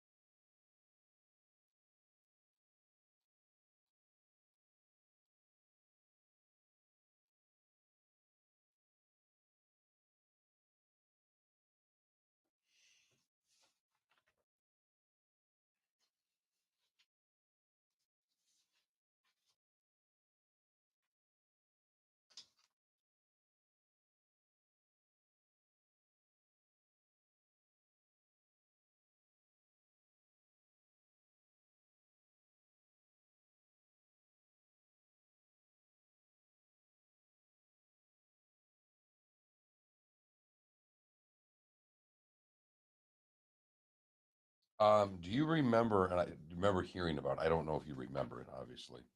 You would be very young, but 1975, this is one of the things I had today. Yanks sponsor Army Day while they're playing at Shea Stadium. During the 21 gun salute, part of the fence is blowing away and another part is set afire. No. It's one of those that I saw that just made me laugh.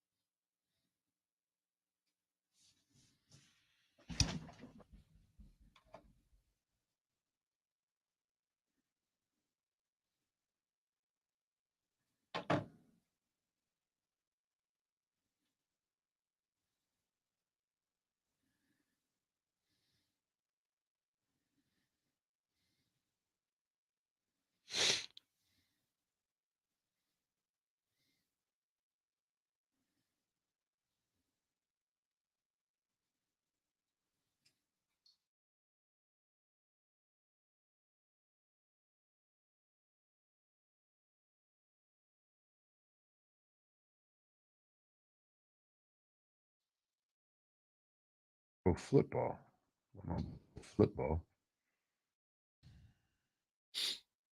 Mm-hmm.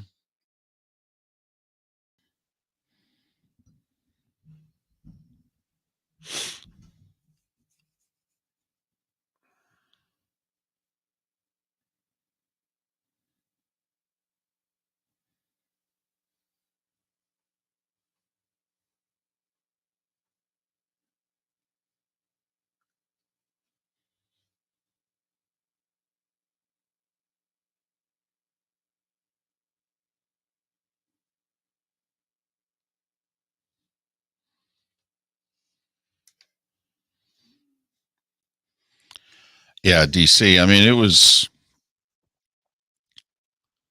mean, if he had walked him before the at bat, started to face Muncy, okay, you want the lefty to face the lefty, but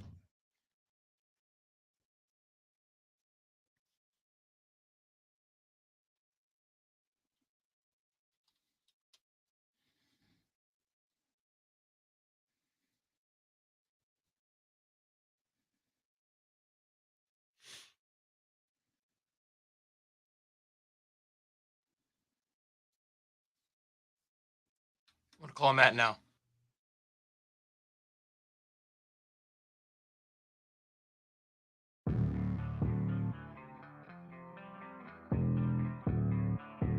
Thanks for listening. And now, more of Miller and Moulton on the Florida Sports Network. 22 minutes before the hour. Miller and Moulton, the Florida Sports Network, floridasportsnetwork.com. Game 4 NBA Finals tonight. Celtics up 2-1, hosting Game 4 and a 4-point favorite. Keith Smith covers the NBA, covers the Celtics for Celtics blog. He'll join us at the top of the hour. Matt Cannata is kind enough to join us once again. He of Pro Football Network.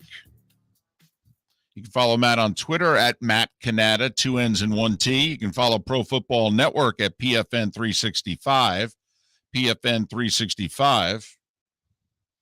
And you can also go to ProFootballNetwork.com, ProFootballNetwork.com. Matt, it's David and Mark. How are you? Good morning. David and Mark, I haven't talked to you in like 5 years. What's going on? Well, listen, 3-4 weeks is a long time for us. We just wanted to catch up, see how you are, and then we'll go on our merry way. Yeah, let's do it. All right. Well, first off, there's so much to talk about, but Deshaun Watson to me is the biggest story in the NFL. The 24 allegations now. Do you have any idea? What's your best guess of when we hear something from the NFL on what his suspension is going to be? Yeah, no idea on what that suspension might be. It should be probably at least a quarter of the season, if not more. I'd be surprised if it wasn't more. But usually these things come around July, so teams can be aware before they head into training camp of what that's going to look like. There is so much happening with that lawsuit, and now with the note from the New York Times that 66 different women in a 17-month period. There's another 24th another 24th person coming out for the lawsuit. And then Deshaun Watson's lawyer adding the Texans to the lawsuit as a defendant. So this is taking many different twists and turns and everything else. And it's not a great situation for the Browns to be in right now. Tom Brady talked yesterday, really for the first time since he unretired. And he said a few things, specifically about the Dolphins' stories and in some cases rumors and innuendo that were out there. Matt, you had Pro Football Network had reported some stuff in the last few months about just how real Brady Miami talks were. Don't you feel as if Brady kind of confirmed your reporting yesterday?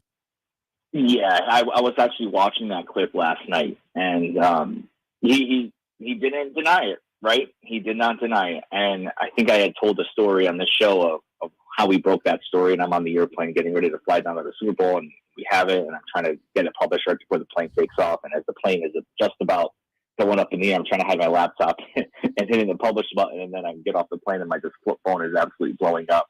And so, yeah, I mean, he has a good relationship with Stephen Ross, and he has a good relationship, and the name is escaping me right now, with who's going to be taking over once Stephen Ross decides that he's had enough of that and is ready to move on. And so we will see. I'd be very surprised if we didn't see Tom Brady as a minority owner. He'll never be the majority owner. He won't have a ton of stake in the company, but he will be involved in some capacity once he is ready to hang it up. And also he wanted to come to Miami this coming season. And the Dolphins were exploring that, as I think we've talked about before. And then basically Bruce Arians told Tom Brady before Bruce Arians stepped away that it was either Tampa Bay or he's staying home retired. And that's kind of why, that ended up being a situation in Tampa as it is now. Is it going to be Brady the broadcaster, Brady the owner, or Brady the owner Yeah. / GM? I mean, is he going to have any personnel decisions? And if that's the case, I don't think he would be broadcasting. How do you see that playing out? Yeah, that broadcasting deal is a little bit weird, right? I thought that was really interesting when that came out, especially considering the failures with Drew Brees and NBC booting him out after just one season. And there's no guarantee. Yeah, Brady's a great football player, but there's no guarantee that he's going to be a great broadcaster. And so is it Brady just ensuring that his next steps are lined up? Is there an out in that contract? And then Fox promotes Greg Olsen to the number 1 spot with Burkhardt, right? And so how does all that shape out with them over there? It's a very interesting dynamic. I don't know if it's a GM spot. The minority owner, absolutely. I don't know the rules about whether you can do that. Then broadcast, it would be Fox, so they wouldn't have a whole ton of Dolphins games. And I'm sure but I'm sure Fox would make sure there's no conflict of interest there. But then again, if the Dolphins are, a team on the rise and they get into that, spot where the number 1 announcing team is broadcasting, then that would be a situation to watch. So I think Brady just has a lot of balls up in the air right now, and we'll see kind of how that shakes out. Talking with Matt Cannata, Pro Football Network, profootballnetwork.com. You can follow Pro Football Network at PFN365, and you can follow Matt Cannata on Twitter at, I believe, Cannata, PFN, 2 N's and 1 T. Don't you find it interesting that Tom Brady and Peyton Manning are both looming to be involved in a couple of NFL franchises in a yet to be determined capacity in which seemingly they are the ones that will determine what their situation is, with the Dolphins and the Broncos also, not the Patriots, not the Colts, but the Dolphins and the Broncos. Yeah, the Dolphins and the Broncos. And I'm not totally surprised by Peyton and the Broncos. I think Colts fans are surprised because Peyton spent the vast majority of his career there. Obviously, was drafted by them. But it sounds like things didn't leave off on the greatest note there. And I think we've seen that with Peyton just doing everything related to Denver in his post-playing career. And that's his home, right? And every ownership group that submitted a bid had reached out to Peyton in some kind of front office role. And it looks like, with the Waltons purchasing the Broncos and that sale expected to happen before the start of the season, that Peyton will be involved in some way. The Brady thing with the Dolphins, yeah, that came completely out of place. And even when we got that news, I'm questioning our reporter, Tony Pauling, and I'm saying, where are you getting this from? Why is Brady linked to the Dolphins? Because it just comes out of nowhere. But Bruce Beal is the name I was thinking of earlier, and he has that relationship with Brady. So on the surface, it doesn't make a whole lot of sense. When you dig deeper, it starts to make a little more sense. It's the players looking to satisfy their post-playing career aspirations, but we've also seen that all of that doesn't always work out, right? We saw Dan Marino. If you remember, Dan Marino was executive vice president of football operations for, I think, 24 hours before he stepped down and realized that it wasn't the job for him. We see in Denver with John Elway how that thing worked out. John Lynch and San Fran, yeah, they're doing okay, but there's conflict with him and Shanahan, and there's tension there, and we'll see how that kind of plays out over the next few years. So there's no guarantee that these guys are going to work out. Remember, they've been playing football their whole life. Do they have the business acumen? Do they have their interpersonal relationships to ensure businesses run the right way? Because ultimately, at the end of the day, if they're in the front office, they're not totally controlling what's going on the field directly. It's a lot of indirect things, but it's a lot of interpersonal and business management type things that they need to be aware of. What would you do if you were the Ravens about Lamar Jackson right now? Oof. That's such a weird situation. Right. They have said they wanted to extend this contract, but Lamar Jackson, for some reason, does not want to extend this contract. And we reported on Pro Football Network back in April. Aaron Wilson, our insider, and has a lot of connections to the Ravens. Lamar doesn't have an agent. He leans heavily on the advice of his mother, and she raised him after his father died from a heart attack. And he also has a few other advisors. So right now he's playing under a rookie contract. He's due $23 million, fully guaranteed fifth club option this year. So the Ravens are ready to engage in contract talks whenever Jackson is ready to do so. But again, there's hesitation.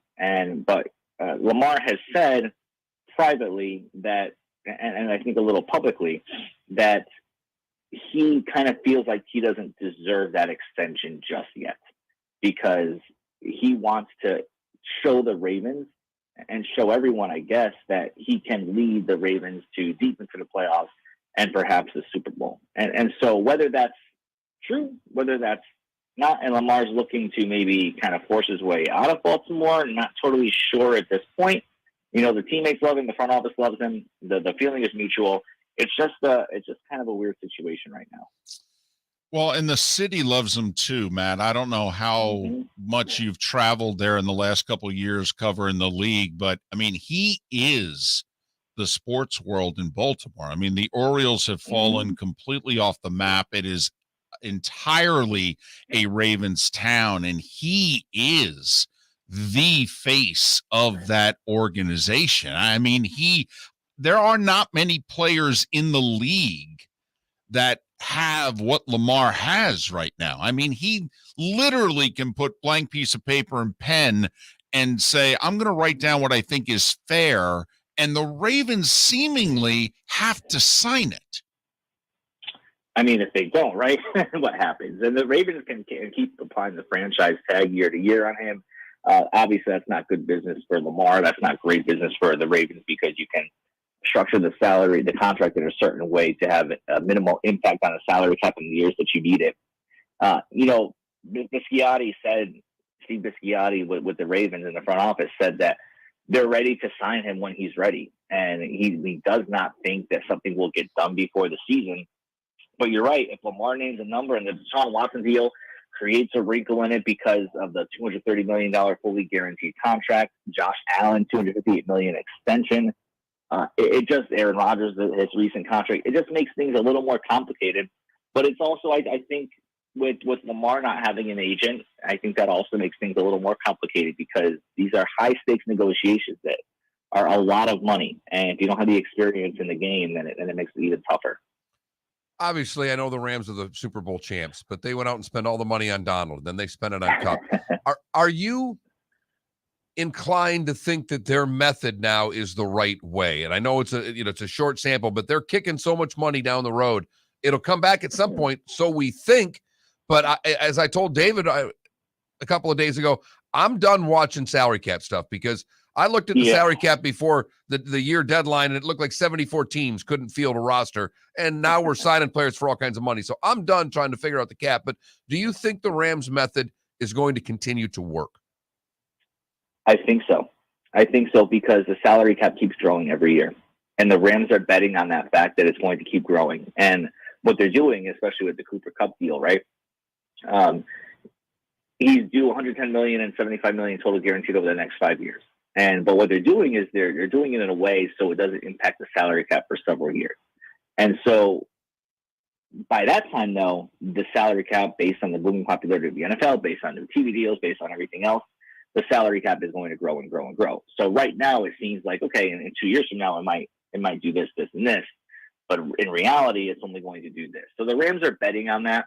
I love their approach, because I think too many teams and organizations get caught up in building for the future, and that future never comes. There's injuries, there's players that don't work out a certain way that they thought they were going to work out. And the Rams are putting everything into star players who have proven themselves.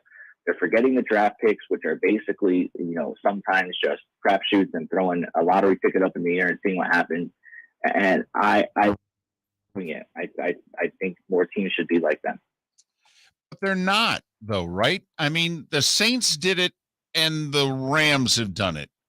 And that's really about it, right, Matt? I mean, no one else is adhering to what are basic facts, which is you can kick the can down the road. Beginning next year, the new TV deal kicks in financially. $208 million is going to go to $240, maybe $250.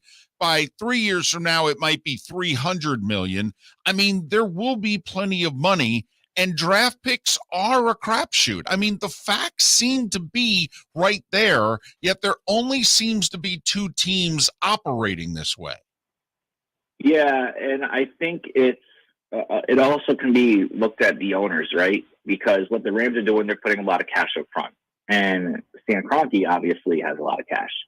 So you also have to look at the reality of the situation, too. There's some owners in this league who don't really care about a Super Bowl. That's the reality. They just care about operating a business. And they see year-over-year growth in revenue and sales and so forth, and they are happy. And, you know, we saw the Dolphins do it a little bit this year with the draft picks, but Chris Greer kind of said, hey, that's not normal standard procedure. So we draft class. We heard Chris Ballard of the Colts saying he loves his draft picks. Others love their draft picks. I don't know. I don't really understand it. I say go get proven players. I know we're on Switch on this show, so I'd ask the people in the chat, right? If you got 2 or 3 Super Bowls in a 10-year period, but also had 3 or 4 seasons where you're just not great, would you trade that off? And I think most fans would say absolutely yes. And so I agree with the Rams. Matt Cannata, Pro Football Network, ProFootballNetwork.com. You can follow the network on Twitter at PFN365. You can follow Matt on Twitter at Cannata, 2 N's, 1 T, Cannata PFN. Matt, thanks for checking back in with us. All the best. We'll talk before training camps. All right, you got it, guys. Take care. Matt Cannata, Pro Football Network. Been good to us over the last year plus. Kind enough to have him rejoin us here on Miller and Moulton. I don't know if you say it anymore, kind of an up-and-comer. Great website, great material, and it's been great to us, as you said. We are Miller and Moulton. We thank you for listening right here on the Florida Sports Network. Golfers, are you bored of the same old driving range warm-up routine that's not getting you the results that you want on the course? Power up your golf swing by adding resistance bands to your range sessions with the Orange Whip Golf's Power Strap Kit. Featuring band attachments to your feet and hips, Power Strap resistance training will boost club head speed, increase power, improve flexibility, all with just a few swings. Buy a Power Strap Kit today. Go to orangewhipgolf.com and use code Miller10 to receive an additional 10% off the already great price of $119. Bring your big mouth to John Smith Subs and indulge in their overstuffed subs with the freshest quality ingredients. Enjoy our famous steak bomb with perfectly grilled marinated sirloin steak topped with provolone cheese, grilled onions, peppers, mushrooms, crispy bacon, juicy tomatoes, and creamy mayo.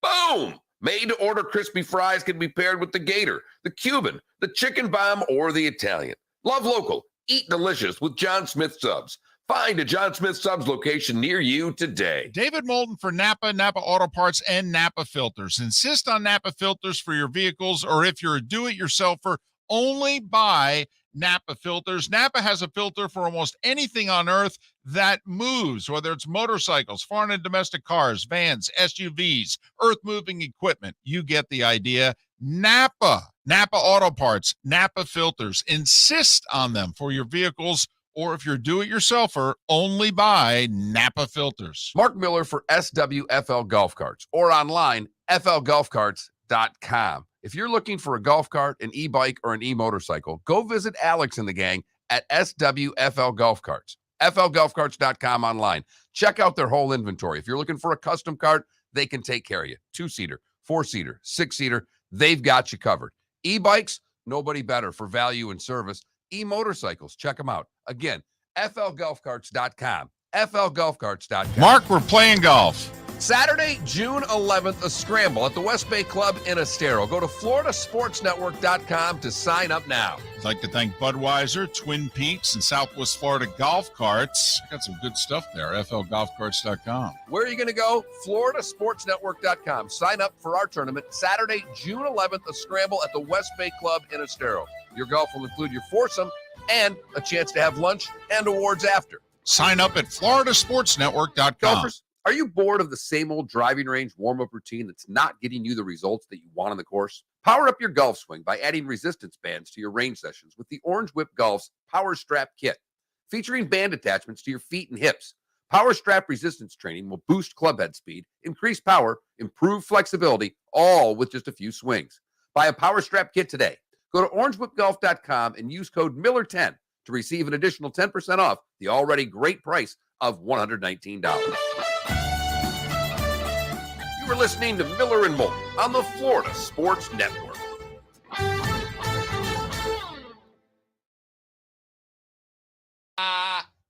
That's great.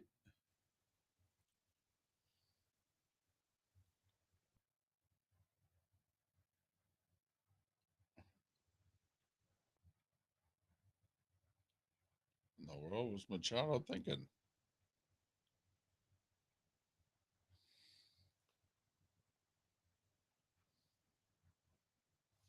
Oh, I didn't even hear. What did the Mets do last night? They didn't play. Okay, that's right. I knew I looked this morning. That's right. They're off. Finally had a day off.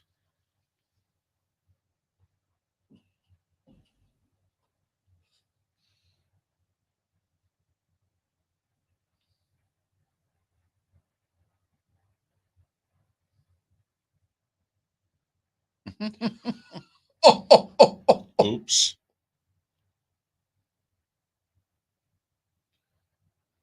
DBU. It's not good.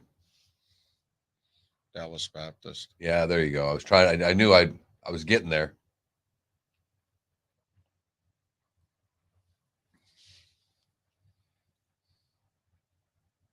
Oh, yeah, I saw that one earlier this week. Ooh. That can't feel good. No.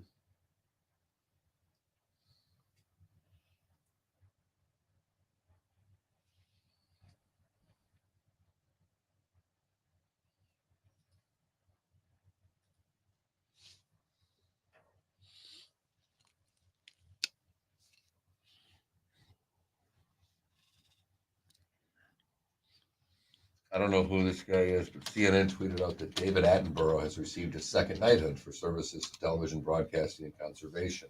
And David Quantick, whoever that is, retweets it and says he will also receive a booster knighthood in about 6 months from now. That's fantastic.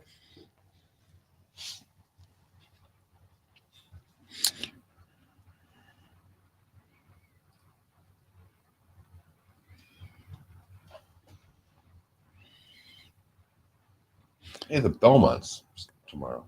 That's right. Damn, I forgot. Keith Smith, Celtics blog.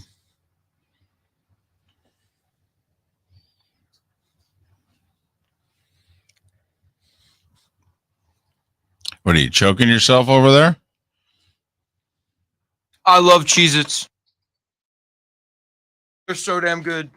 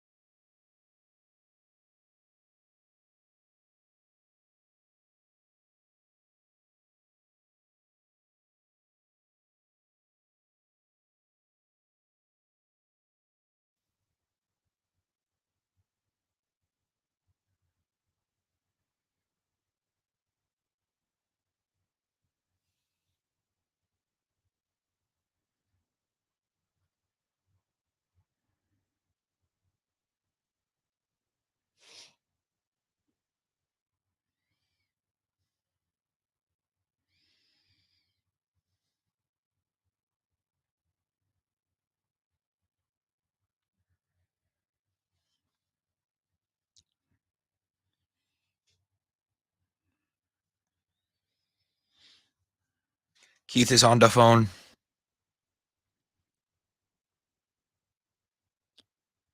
And we got 5 seconds.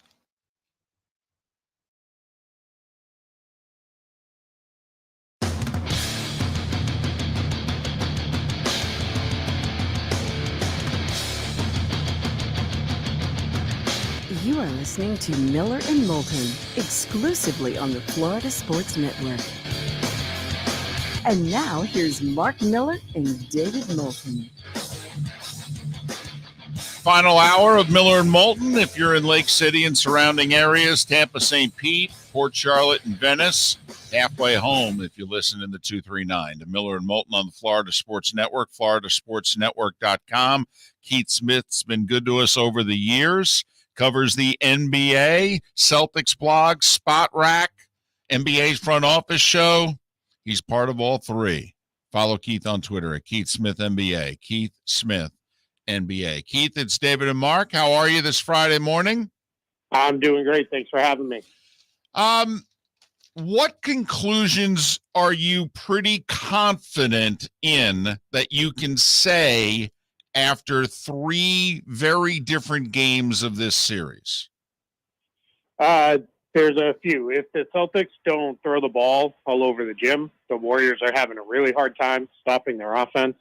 And Boston has to figure out these third quarters. They can't continue to let the Warriors run all over them coming out of halftime and then just hope they can get it figured out in the fourth quarter as they did in their 2 wins. They've got to be better at those points in the game.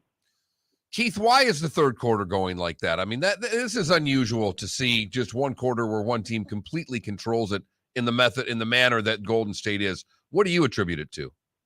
Yeah, it's funny. I don't really know. And it's one of those things, you look at it, this had been a problem for them for a few years now. It was a problem early in the year, and then much like everything else with the Celtics, when the calendar flipped to 2022, they seemed to figure it out and clean it up. And they were actually pretty regularly, as the regular season wound down, coming out of halftime and blowing teams out.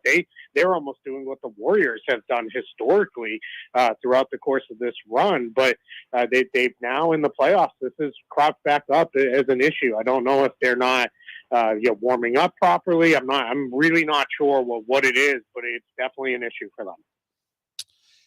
Keith, this was what I concluded from the first 2 games in Golden State, that, man, good thing the Celtics had that historic fourth quarter in game 1, because otherwise it looks like Golden State was in control of far more of the first 2 games than Boston was. But then if that was an accurate observation, well, that completely flipped in game 3. I mean, I don't know. Is this an interesting series in that it's difficult to know what it is we're going to get night after night? I mean, is Boston, even though they're leading the series, the better team yet? I mean, what do we think we know? Yeah, I think what we've seen is in all 3 games, the first halves have been played relatively close. I know Draymond Green, after game 1, said we dominated that whole game, and the Celtics were up by either 2 or 4 points at halftime. So I'm not exactly sure how he got to that measure. They dominated the third quarter, and then they got their tails whipped in the fourth quarter. I think it's those third quarters was in game 1. The Warriors, blitzed Boston coming out of halftime, and then the Celtics absolutely locked everything down in the fourth quarter. In game 2, Boston couldn't get it back under control. It continued on in the first few minutes of the fourth quarter, and that game turned into a runaway. In game 3, the difference was the Celtics figured it out with about 2 minutes or so left in the third quarter, regained control, got the lead back, and then again locked in the fourth quarter and really made life difficult on the Warriors. So I think the challenge for Boston is they've got to play a 48-minute game. And I think when they do that, or at least approximate that, the Warriors look like they're struggling to finish these games out. They're having a hard time with their guys, and I think it's because this is not a deep Warriors team like it has been in the past. They don't have the veteran guys that you can trust for 5-6 minute stretches when like Stephen Curry sits in those kind of things. They just tend to kind of go to pieces a little bit in those moments. Well, and Keith, the other side of this is that it doesn't look to me that Golden State has a lineup that can rebound. I mean, at the end of the day, the way Boston controlled the glass in game 3, it's tough for me to see how that changes in this series. So Golden State's, I still think, can win the series, but they're going to have to shoot a hell of a lot better because the rebounding game was dominated in game 3 by Boston. Yeah, as odd as it sounds for 2 teams that are really known for their defense, they're the 2 best defensive teams in the league this year. The Warriors almost kind of need these games to try to become shootouts and try to get Boston to outscore them. Because you're absolutely right. If they don't play Kevon Looney, they can't get anything done on the glass. And then that kind of goes back to my depth point about the Warriors. When you look at this squad compared to the dynastic Warriors of a few years back, what you see with these guys is they have a lot of one-way players that they put on the floor. They have a lot of guys who are either really good on offense and don't offer a whole lot on defense, or the opposite, where they can play defense but they don't give you a lot on offense. And that's a problem for them, because Boston is hunting those guys out on both ends and really just kind of saying, all right, this is what we're going to do. This is how we're going to really do our best to limit you. Keith Smith, Celtics blog, NBA front office show, Spot Rack. You can follow him on Twitter at Keith Smith NBA. Is this the new NBA in which we could say this about any team in any series? Well, if they hit their threes, they're going to win. Because if you look at Boston, game 1, 9 of 12 in the fourth quarter, hitting the three, part of that 40-16 run. And then, I thought Golden State actually defended Marcus Smart and others pretty well. I didn't think they were that late. I just thought that Boston in the final 15 minutes, Keith, they hit contested threes. In game 1 or in game 3? There was some of that, but I'll also say, Marcus Smart definitely hit a couple that were that was a prayer.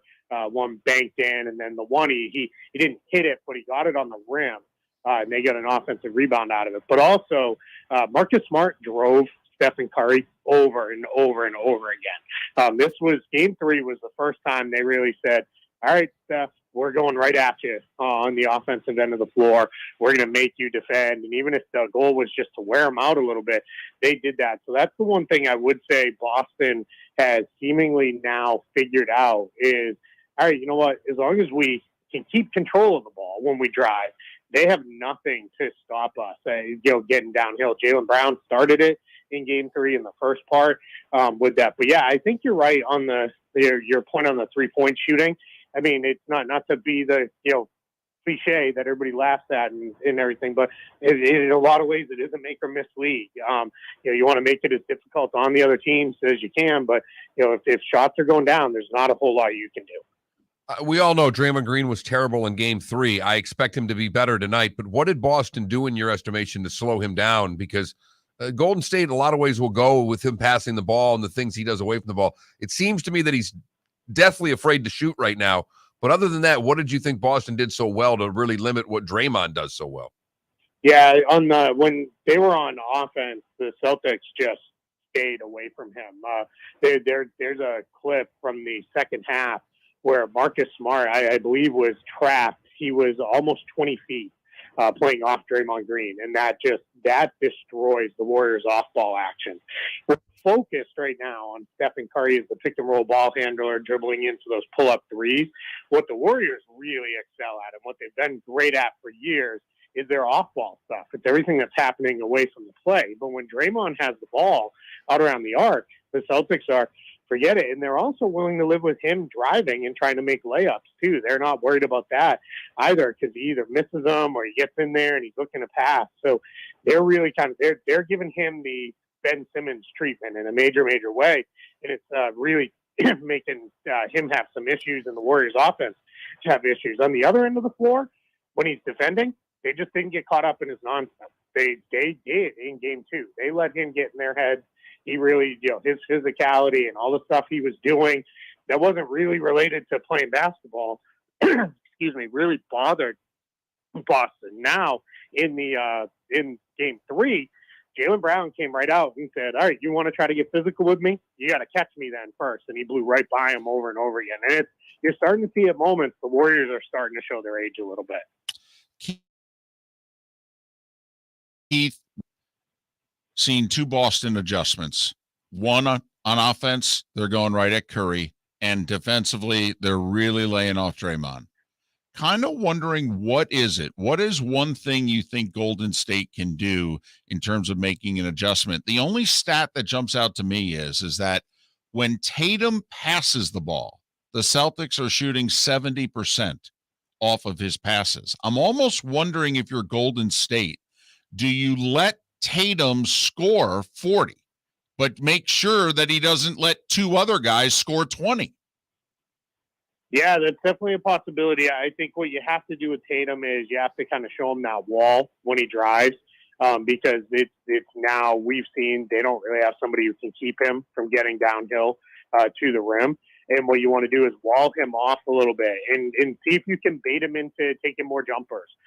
His jump shot's been hit or miss this whole series. And if you can get him into a jump shooting mode, then much like in game 2, you probably have a pretty good chance of figuring things out and getting yourself a win. But right now, what's interesting with Jason Tatum is his growth as a player is he just doesn't settle. He will do his thing as far as, all right, this is what I want to get to. I'm going to get to that. So he's not going to settle for things the way he used to. So that's a tougher, or I guess a better way to put it, that's much easier said than done. Keith, as always, we appreciate your time and your insight. Safe travels. Continue the terrific work, and maybe we'll talk to you again after this thing's over. I appreciate it. Thank you for having me. Keith Smith, Celtics blog, Spot Rack, NBA's front office show. You can follow Keith on Twitter at Keith Smith NBA, Keith Smith NBA, joining us here on Miller and Moulton on the Florida Sports Network. You're still sticking with Warriors at 7. I am. I'm a little worried about my Warriors in 7 pick. I'm equally worried, but I'm not going to back off of it. I think Golden State will win tonight. Look, Klay Thompson, we had a Klay Thompson sighting in Game 3. We did. First time we've had that in the series. Draymond Green played absolutely terribly in Game 3. I don't expect him to have a stat line like he did. The Warriors, if you count Wiggins now as their big 3, their big 3 was fine. They didn't get any help from anybody else. I mean, Steph scored 31, shot over 50%. Klay shot over 50%. I mean, Poole didn't do what he did in Game 2. Draymond didn't do a damn thing. No, he was awful. So, Celtics a 4-point favorite tonight. Game 4, Boston leading the series 2-1. Miller and Moulton, thanks for listening. Florida Sports Network. Golfers, are you bored of the same old driving range warm-up routine that's not getting you the results that you want on the course? Power up your golf swing by adding resistance bands to your range sessions with the Orange Whip Golf's Power Strap Kit. Featuring band attachments to your feet and hips, Power Strap resistance training will boost club head speed, increase power, improve flexibility, all with just a few swings. Buy a Power Strap Kit today.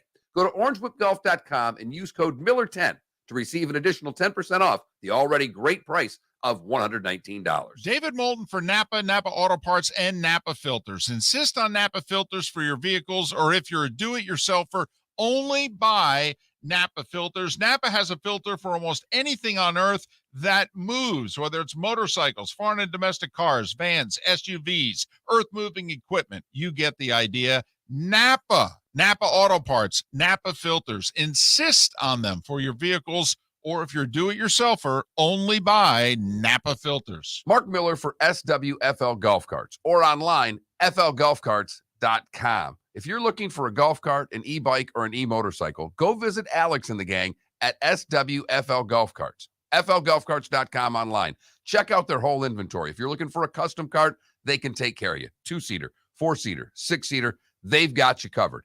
E-bikes, nobody better for value and service. E-motorcycles, check them out. Again, flgolfcarts.com. flgolfcarts.com. Bring your big mouth to John Smith Subs and indulge in their overstuffed subs with the freshest quality ingredients. Enjoy our famous steak bomb with perfectly grilled marinated sirloin steak topped with provolone cheese, grilled onions, peppers, mushrooms, crispy bacon, juicy tomatoes, and creamy mayo. Boom! Made-to-order crispy fries can be paired with the Gator, the Cuban, the chicken bomb, or the Italian. Love local. Eat delicious with John Smith Subs. Find a John Smith Subs location near you today. You are listening to Miller and Moulton on the Florida Sports Network. One where he's sitting around the table and it's the whole, and why are we interested in this guy? And what's in the kid goes, because he gets on base. And the whole scouts are motherfucking him. And then right after it, the head scout goes, you're a fool. This is ridiculous, the whole deal.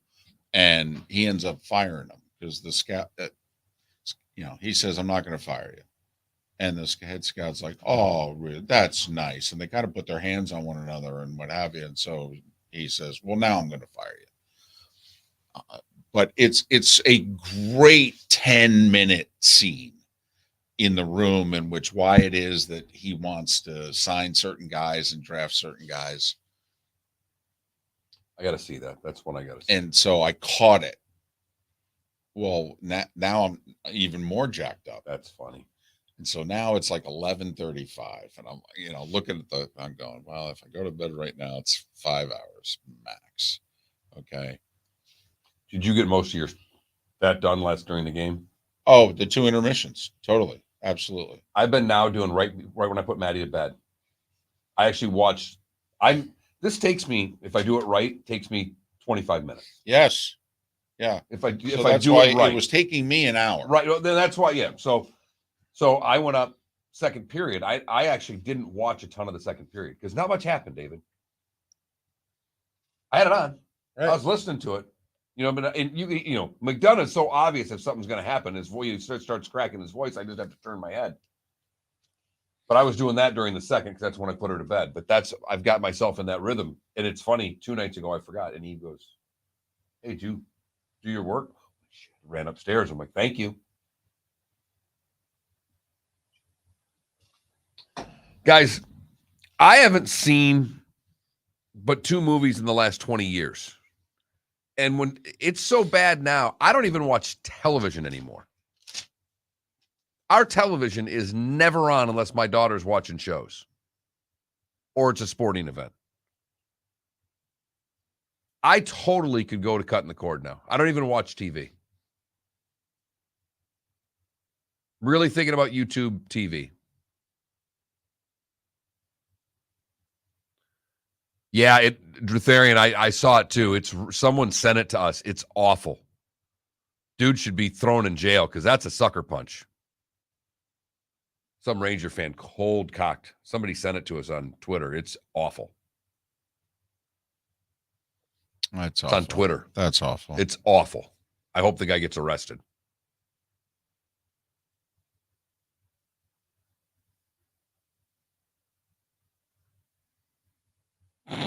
I hope he does too. Did you see Fallon with a hot dog? No. He dipped it in his beer. They put him on there. He dips it in the beer.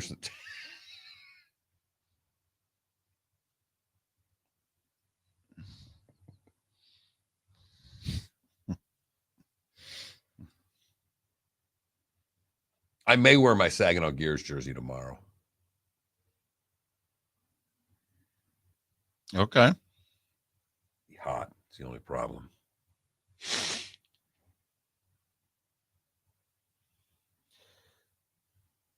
I like Devontae Adams. Said Hunter Renfrow reminds me of me.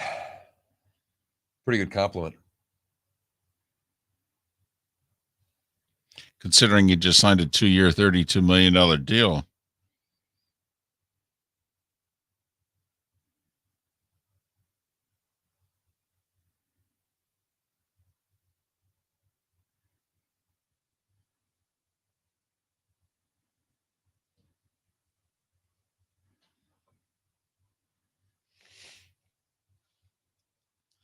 So they, of course, show Fallon and they're like saying good things about him, right? The New York Post has their story. Jimmy Fallon fails to chug beer at Rangers game.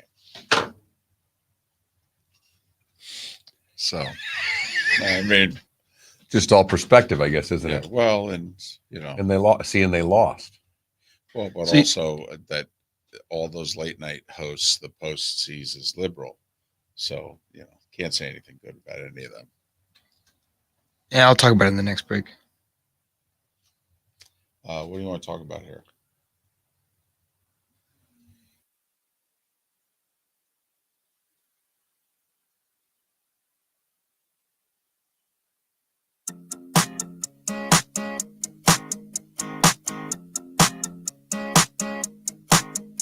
You're listening to Miller and Moulton, exclusively on the Florida Sports Network. 21 minutes past the hour. Thanks for listening. Miller and Moulton, Florida Sports Network, floridasportsnetwork.com. To the 125 of you, and maybe a few more also that we will see tomorrow at West Bay and Estero for our golf tournament. Thanks for signing up. And for those of you coming, I don't mean this in a bad way. We're going to raise some money for charity, so bring those credit cards. Right. We've got a couple of great auction items tomorrow. Yeah, what? We got the e-bike, the electric bike that we're auctioning off. Damn. That the folks at Southwest Florida Golf Carts gave us to auction off. FLGolfCarts.com. There you go. And secured a shopping spree from the Diamond District yesterday that we will be auctioning off. Look at that. If you can outbid me. I was going to say, didn't realize your wife was going to be attending. I can't let her near the place. Are you kidding me? I can't even tell her I got the gift certificate. Well, fortunately, she doesn't listen. It's the one thing our wives have in common. Yours used to. Well, she only listens to the first half hour because she's up. Oh, and she wants to get back to bed. Right. We put her back to sleep. Yeah. So she's up, and then she listens to the monologue and what have you, and by 6:30, she's back napping, before her workday. So that's how it works in my house. And she wonders why my self-esteem is a little low. Oh, no reason. Oh, but it works for you, honey, and really that's the only reason. That's what I'm here for. All that matters. Right. That's all that matters. Hey, what's our poll question? Blue cheese or ranch? Listen, I gave you what I thought were terrific Mark Miller poll questions. You're the one on this show that can go off the sports reservation. I'm the goober. I only think of sports. Who do you like? Lightning or Rangers? That's the really creative stuff that you get from me. And you shake your head and go, I can't believe I have to do this every morning. And I sympathize with you because I know I'm not helpful when it comes to poll questions. So here I am. Neither am I. That's what I figured out. We are terrible at the poll question. And our audience wants a poll question. They do. That's the problem, because we had a poll question that was, should we continue to have a poll question? And yes was the overwhelming answer. And this is, we're looking for Felipe's input even.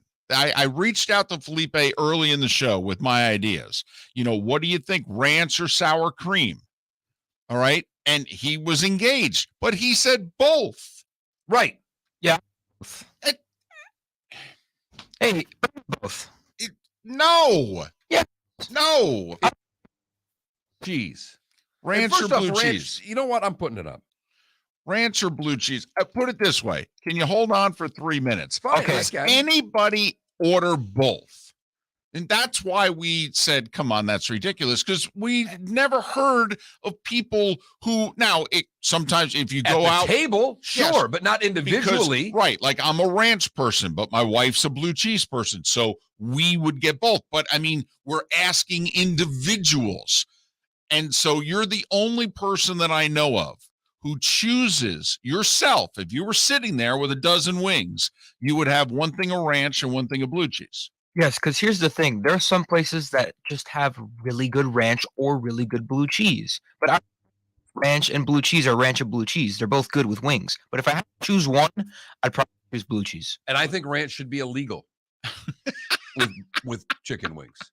Like, I think that should be a fine. So if you owned a place, you wouldn't offer it? No. What about pizza? I would not let anybody. Basically, ranch dressing would be for women under the age of 25. And hockey players under the age of 25. So let me get this straight. I don't know how your staff's going to pull this off, but remember, so there's no ketchup allowed on hot dogs, which I'm willing to go to war with you. Thank you. Right. I got your back on that. But also no ranch with the wings. Correct. Is there anything else that you draw the line at? Because this is going to be a hell of a sign. As we're walking people to their table, it's kind of like, hey, make sure you look at the sign over here and know what the ground rules are. Well, there was a guy that had an uppity burger joint in Fort Myers, Florida, that basically wouldn't give you ketchup, period. Was one of my heroes. I believe the restaurant's since then gone out of business, but loved the concept that he basically gave people dirty looks for asking for ketchup with a hamburger. I threw out their sauces. Mild, medium, hot, barbecue. Any one of the four. Which do you choose on your wings or tenders or what have you? I thought you just had a hankering for chicken this morning. Is really all I thought. All I know is that this morning David Moulton wanted wings or tenders. That is a fact. I was probably a little hungrier this morning than I normally am. Up late. I was watching up a game, late. You're right. we just talked during the commercial break. You got caught into a couple of movies after the show or after the game last night. You can't. I made the fatal mistake. The game ended at 10:53. There was still a chance here to get, 5.5 solid hours before I had to get up. And I can function on 4. So, 5.5, no problem. But what did I do? I didn't turn the TV off. I just, I needed to wind down. And instead of laying in the dark and eventually falling asleep, looking for a Law and Order, couldn't find it. And I'm flipping through all these channels. And sure enough, what's there? Goodfellas and Moneyball. Boom. Because ever since Ray Liotta died, Goodfellas is on 3 different channels at the same time for the last week and a half. I mean, you can watch Goodfellas as the way you can watch Law and Order right now. I mean, it's everywhere. But I caught Moneyball early. And they've got a great scene early when Brad Pitt is basically destroying all the advice that he's getting from his scouts. And him and the guy he hired, this 25-year-old kid from Yale, who he hired out of obscurity, and they're going to do, Moneyball. And it's a really, really good 10-minute scene. And so once I caught that, now I'm more fired up. That's the problem. Totally. Now it's 20 to, midnight.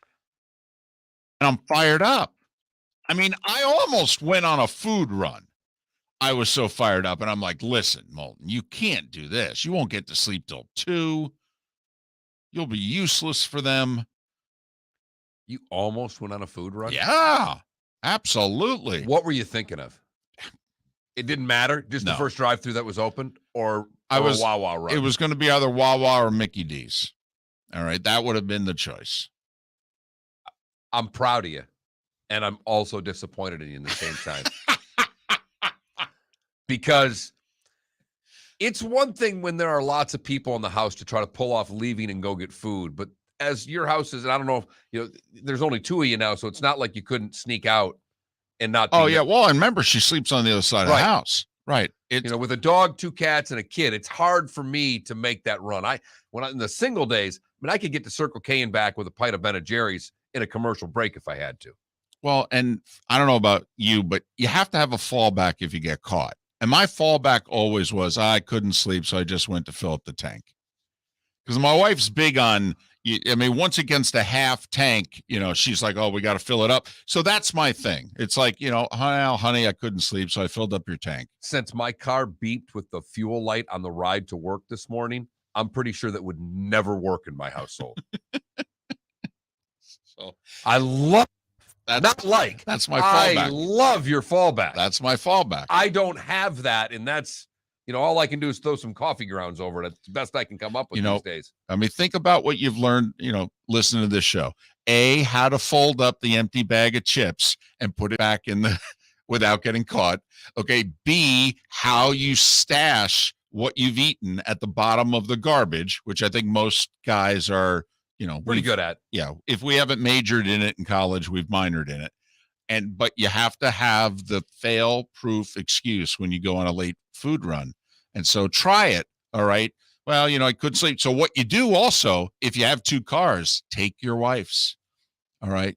I just wanted to, now there you go. Cause I do fill hers up with gas. There you go. You needed gas, honey. I just wanted to make sure in the morning you had a full tank. Yep. Just thinking of you, honey. Couldn't sleep. Miller and Moulton. Mark Lai next. Golfers, are you bored of the same old driving range warm-up routine that's not getting you the results that you want on the course? Power up your golf swing by adding resistance bands to your range sessions with the Orange Whip Golf's Power Strap Kit. Featuring band attachments to your feet and hips, Power Strap resistance training will boost club head speed, increase power, improve flexibility, all with just a few swings. Buy a Power Strap Kit today. Go to orangewhipgolf.com and use code Miller10 to receive an additional 10% off the already great price of $119. Mark, we're playing golf. Saturday, June 11th, a scramble at the West Bay Club in Estero. Go to floridasportsnetwork.com to sign up now. I'd like to thank Budweiser, Twin Peaks, and Southwest Florida Golf Carts. Got some good stuff there, flgolfcarts.com. Where are you going to go? floridasportsnetwork.com. Sign up for our tournament Saturday, June 11th, a scramble at the West Bay Club in Estero. Your golf will include your foursome and a chance to have lunch and awards after. Sign up at floridasportsnetwork.com. David Moulton for Napa, Napa Auto Parts, and Napa Filters. Insist on Napa filters for your vehicles, or if you're a do-it-yourselfer, only buy Napa filters. Napa has a filter for almost anything on earth that moves, whether it's motorcycles, foreign and domestic cars, vans, SUVs, earth-moving equipment. You get the idea. Napa Auto Parts, Napa filters. Insist on them for your vehicles, or if you're do-it-yourselfer, only buy Napa filters. Bring your big mouth to John Smith Subs and indulge in their overstuffed subs with the freshest quality ingredients. Enjoy our famous steak bomb with perfectly grilled marinated sirloin steak topped with provolone cheese, grilled onions, peppers, mushrooms, crispy bacon, juicy tomatoes, and creamy mayo. Boom! Made-to-order crispy fries can be paired with the Gator, the Cuban, the chicken bomb, or the Italian. Love local. Eat delicious with John Smith Subs. Find a John Smith Subs location near you today. You are listening to Miller and Moulton on the Florida Sports Network. Impressive you are than the other leagues. They don't have players owning teams. Correct. And then secondly, instead of having to pay like A-Rod had to go find somebody and buy a team for $1.25, you can get a team for $750. Right. That 5 years later is worth double.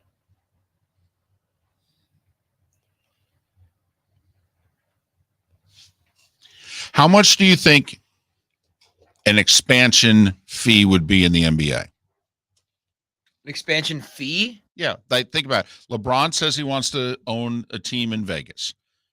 And so how much, like we've been talking, and I don't know if you've listened when we've talked the Major League Baseball and expansion, but they're talking about a $2 billion, right? $2 billion. Yes. $2 billion expansion fee to get a Major League Baseball franchise. Like the city of Nashville, whatever group will have to pay Major League Baseball $2 billion. Well, we think. Well, if you're expanding in Vegas, you already have the T-Mobile Arena, which is pretty huge. We're just, that doesn't matter. How The much? Expansion fee. How much do you think? Forget Vegas, because they'll charge the same no matter where it is. Seattle, Vegas, wherever it is they're putting a team. If they're going to expand, the expansion fee is blank. We're thinking it's going to be $750 to $1 billion, maybe $1 billion. I'd say probably $1 billion. Because if you think about it, it's a way to get a franchise, quote unquote, on the cheap. I think it's at least $1 billion nowadays. Because if the T-Wolves sold for $1.50, and if you can actually get an expansion franchise for 50% of that to 67% of that, it's actually a way to get a franchise on the cheap. Oh, have you seen the commercials for that new Netflix movie that just came out, Hustle, with Adam Sandler? No, but I saw David Sampson railing on it on a Levitard show and on Twitter. Where is that? I should have had that 9 minutes ago. Someone sent us a perfect poll question. As a golfer, would you join the PGA or the LIV? Wow. That's the poll question. That's a great poll question. I'll put that one up too. Put it up through the weekend. I'll retweet that one. As an aspiring, well, no, as a.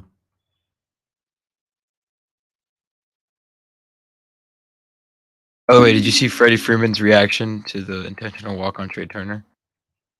Freddie Freeman's reaction? Yeah. No. He was on base and he looked at, I guess, a White Sox player on the field and said, "What are you doing?"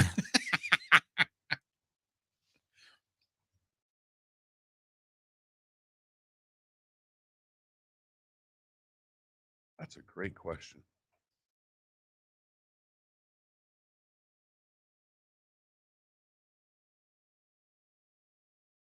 Great question.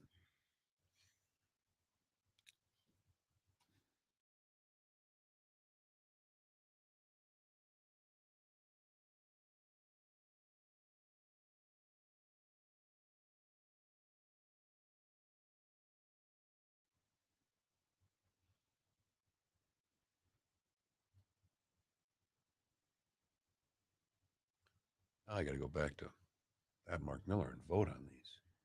These are tremendous.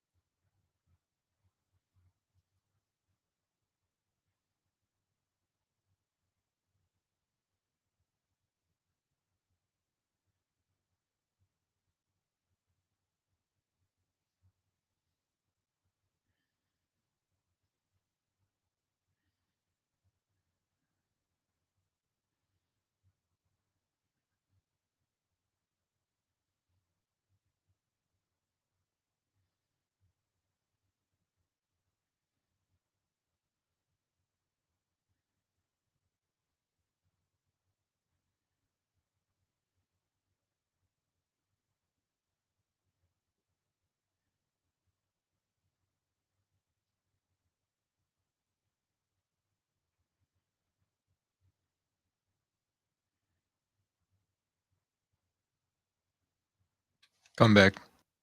I'm calling him now.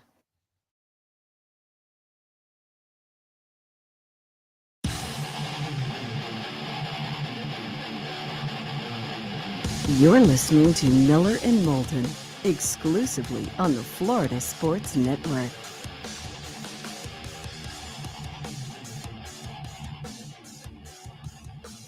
"22 minutes before the hour, Miller and Moulton, the Florida Sports Network, floridasportsnetwork.com. So we ended up with 2 poll questions late, but we'll run them through the weekend.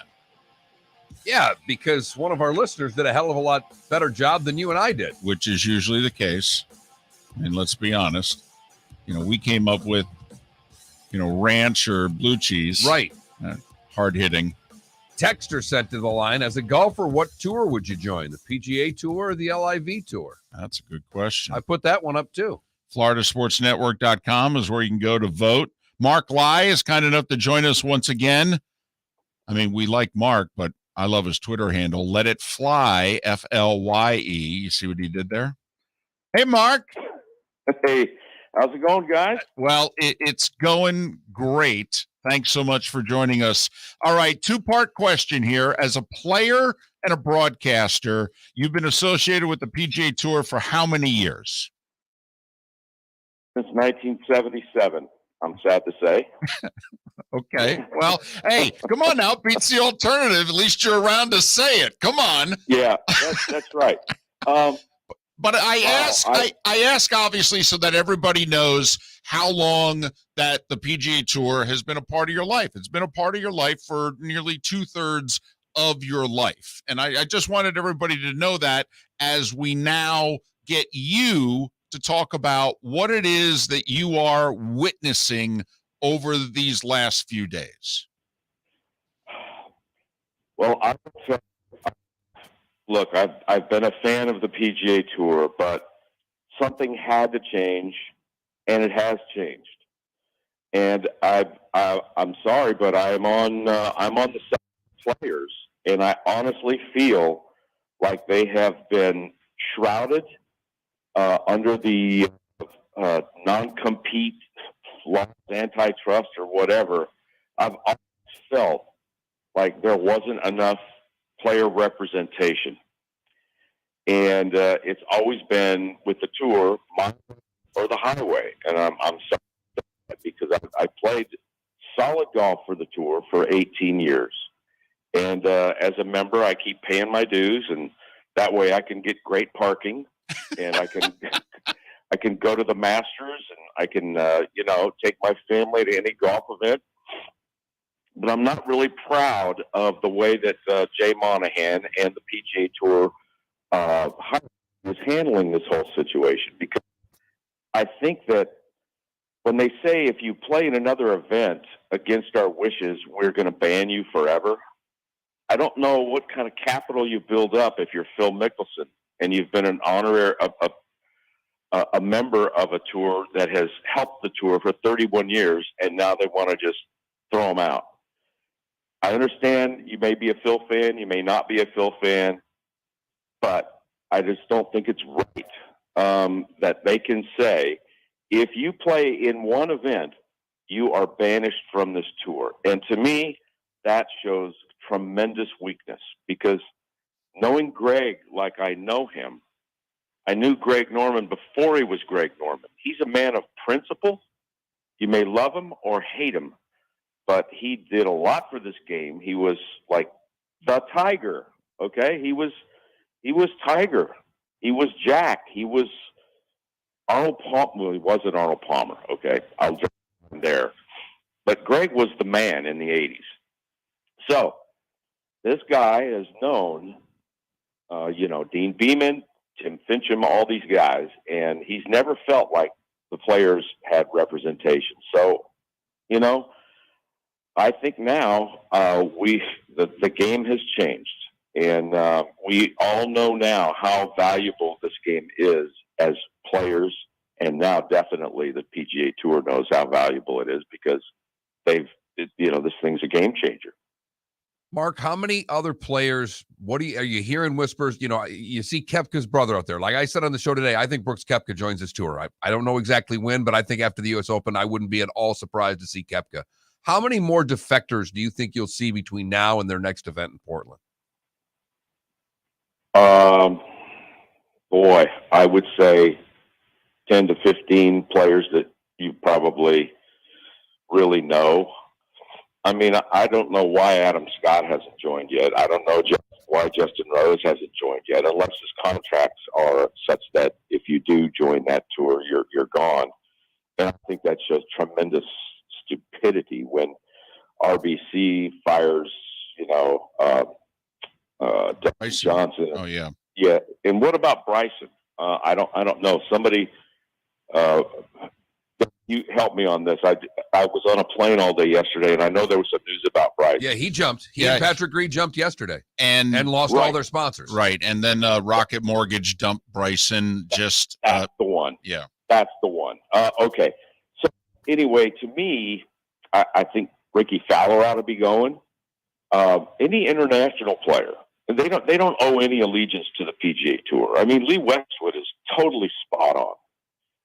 And I look at him and he says, they told me, that I'm playing for blood money. Well, 3 years ago I played there and nobody said anything about blood money because it was owned by the DP World Tour, which used to be the European Tour.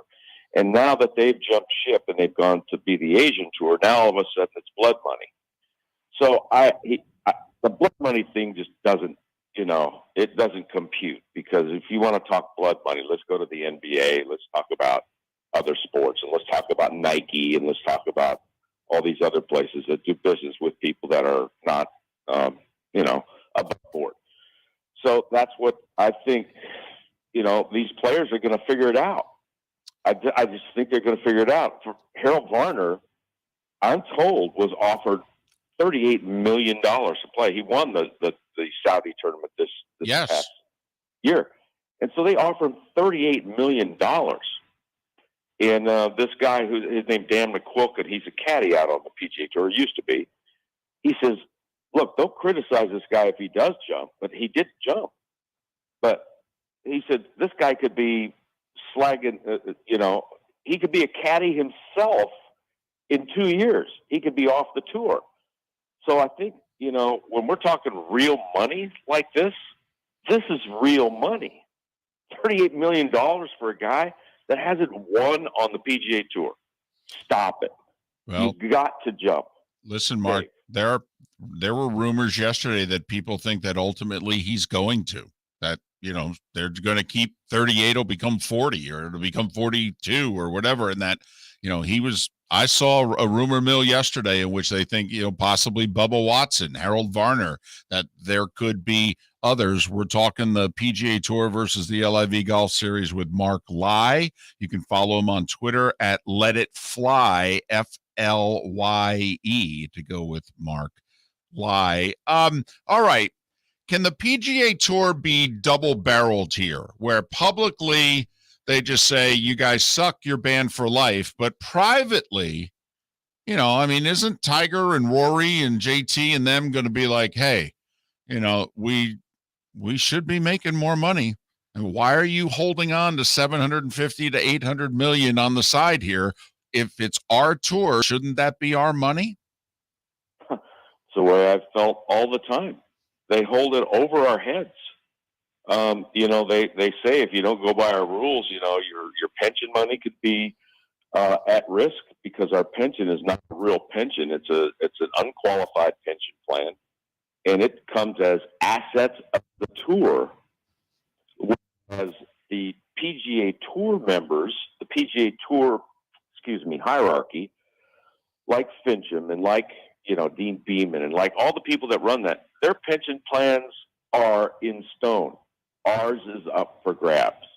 That's what they've always told us when it comes to like the Ping lawsuit, when Carson Solheim and his people were suing the tour over the banning of square grooves. The Ping won that case, and Beeman and Fincham were saying, hey, you guys, you got to be on our side here because your pensions could be affected. Yet their pensions were not. They were set up in a different way where they were not assets of the PGA Tour. So there are so many things behind the scenes bookwork. We don't know where the money's going. Dave and Mark, the whole thing is this PIP thing. That's a total joke. All right. And if they have that kind of money to burn, which obviously they do, they're holding on to a lot that we don't know about. And so that's why I like to have full disclosure. And it's just not there. So look, I'm not poo-pooing on the PGA Tour because they've done a great thing for golf, but there's so much jack left behind the scenes that we don't know as players, and we've never had that ability to look at records and things like that. Well, it's really interesting, a couple of things you said there, Mark, but there's one of the final sentences in this letter from Monahan says, we'll approach this in the same way that we have through this entire process by being transparent and respecting PGA Tour regulations that you helped establish. That little line of saying being transparent is the most BS thing I've ever seen in my life because it is the most non-transparent of any of the sports entities out there. And what I wonder, Mark, is you've talked about Monahan a lot. To make the comparison to stick and ball sports, the Gary Bettmans and the Roger Goodells of the world, they work for the 32 owners. You guys as tour members are essentially the owners. When's the commissioner of your tour going to start working for you? Never. Why? Unless that he's got a gun pointed to his head. It's just the way they've done it. Secrecy. It's all a good old boys game. And it's the way it's worked. And, until there's a guy, a disruptor, like Greg Norman, who's finally saying, okay, enough is enough. I got a big bang behind me, and let's get into this thing. Greg Norman tried to get into this thing 30 years ago, right? With a guy named Leonard Dekoff. God bless him. He was a good guy, and he got stonewalled at every turn, and this guy was a high-powered lawyer. So he just got stonewalled. It's almost like the White House. Well, it almost is. Okay. Now, Mark, Jack and Arnie broke away from how golf was run in the late 60s, and they basically created what is the current PGA Tour. Couldn't Correct. Tiger, Rory, and a couple of others basically go to Jay Monahan and go, listen, you've had a good run, but now you have to do it our way? I mean, couldn't Tiger channel Absolutely. his inner Jack and Arnie and say, Jay, the tour's changing, and here's how we're going to do it? Absolutely. That's what has to happen. And when I were talking to Tiger, I said, ooh, now this is something. But Tiger didn't bite, and I don't get why. I don't know why he didn't bite, but maybe he doesn't like the way things are run over there in Saudi. But you can't stop this. This is a runaway beer truck here. This is not going to stop. And I've talked to Greg, and he says, Mark, we're around for a long time. Well, that was our poll question yesterday, and we're running out of time. So how would you have answered our poll question yesterday? It was, how long do you think the LIV Golf Series will be around? 1 year, 2 to 3, 4+. Are you saying you'd vote C? Yes, without a doubt. Do you think the majors are going to join forces with the PGA Tour? Because we feel, Miller and Moulton, Mark, that if the majors don't back the tour, change their rules, and try to totally screw the LIV, that the PGA Tour as we know it is done. I think the PGA Tour as we know it is done, but that may not necessarily be a bad thing. And I do think that the major golf bodies will allow the Patrick Reeds, the Phil Mickelsons, the Dustin Johnsons to play in their events if they're eligible. Mark, we love having you on. We really appreciate it. Glad your travels yesterday were safe. All the best to you and the family, and hopefully we can do this again down the road. You guys are awesome, man. You asked some really deep questions. I'll have to do some studying next time. Come on now. We just want to find that runaway beer truck, Mark. Yeah. That's all we're looking for. Right. you get the idea. Yeah. Thank you, Mark. Thank you, guys. All the best. Mark Live. Follow him on Twitter at Let It Fly, LYE, because Mark Lye is LYE. Let It Fly. And Mark had a Twitter account, but was off it for years. But because of all this, he's been pretty active on Twitter in the last couple of weeks.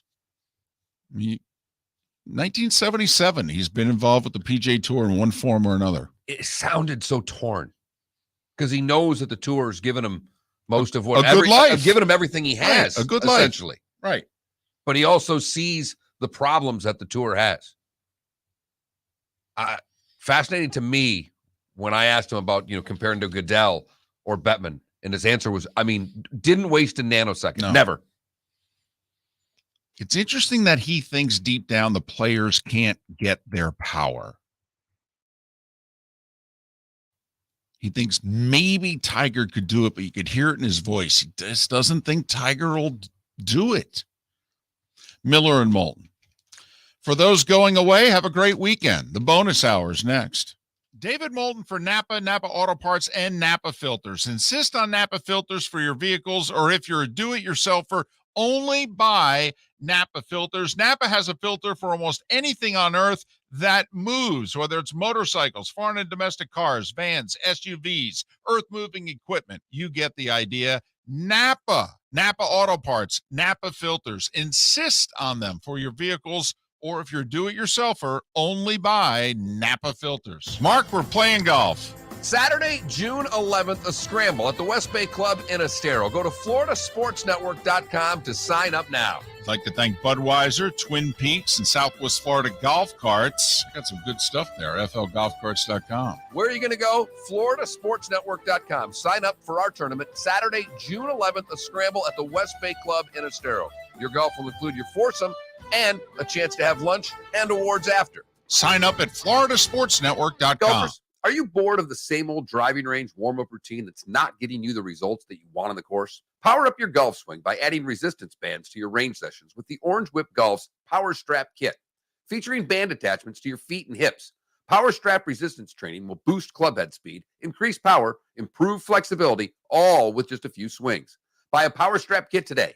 Go to orangewhipgolf.com and use code Miller10 to receive an additional 10% off the already great price of $119. Mark Miller for SWFL Golf Carts, or online, flgolfcarts.com. If you're looking for a golf cart, an e-bike, or an e-motorcycle, go visit Alex and the gang at SWFL Golf Carts. flgolfcarts.com online. Check out their whole inventory. If you're looking for a custom cart, they can take care of you. 2-seater, 4-seater, 6-seater, they've got you covered. E-bikes, nobody better for value and service. E-motorcycles, check them out. Again, flgolfcarts.com. flgolfcarts.com. Golfers, are you bored of the same old driving range warm-up routine that's not getting you the results that you want on the course? Power up your golf swing by adding resistance bands to your range sessions with the Orange Whip Golf's Power Strap Kit.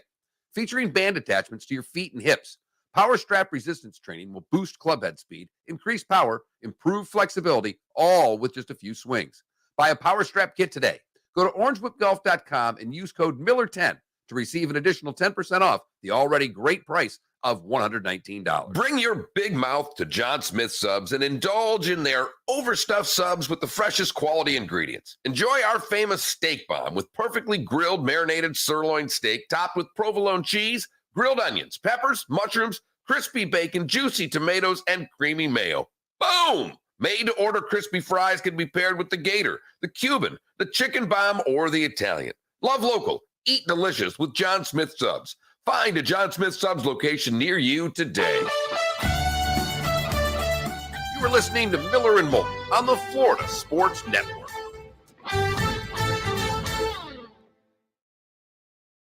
Travel. Did you see the quote from the caddy? No.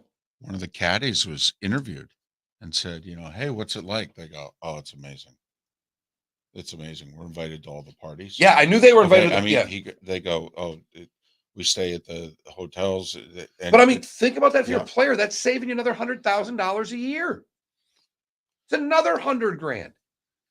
Your caddy 70 plus expenses. But also, then the caddies, they're buying them because we all know how the caddies get treated. They treat like crap. Shit. Right. So I kept telling Buckley, tell George I'll join. I'll quit my job now to caddy for him. Well, Besides, I can still do the show most of the time, George. Come on. He's not been offered. If you were offered, I think. Well, first off, what he should. Well, he should. Well, don't say anything if you can't say anything. But I mean, Oh, I'd offer. No, I don't he know. should get on the phone. I asked him when I texted him. I wonder if now with, I don't know if she's in his ear, being a news person, working for that, his wife. Maybe he doesn't just want to. I don't know. He's Stay at I home. didn't. Where did he shoot yesterday? Is he in it? He's in Canada. Oh, He was in the Keys all last week fishing.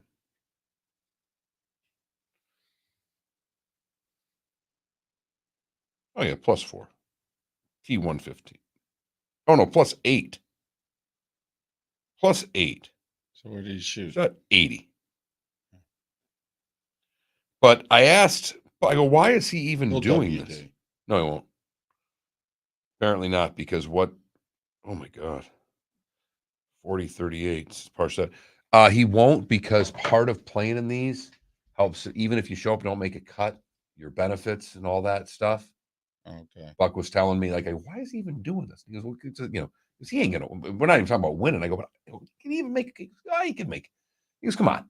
He goes, think about it. He goes, George could go T30. He goes T30. That's his spending money for the year.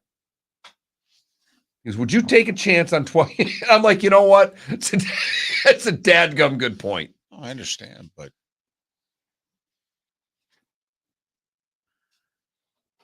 and I think George is still. I think he might even be staying with a buddy at this because someone won there that he knows really well and.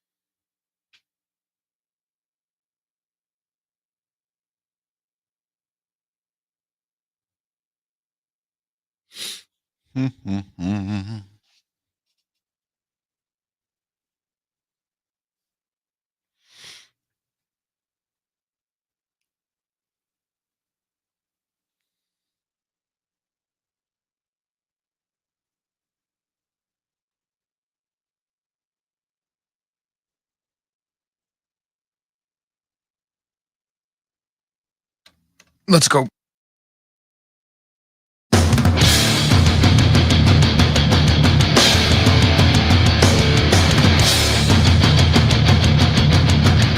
You are listening to Miller and Moulton, exclusively on the Florida Sports Network.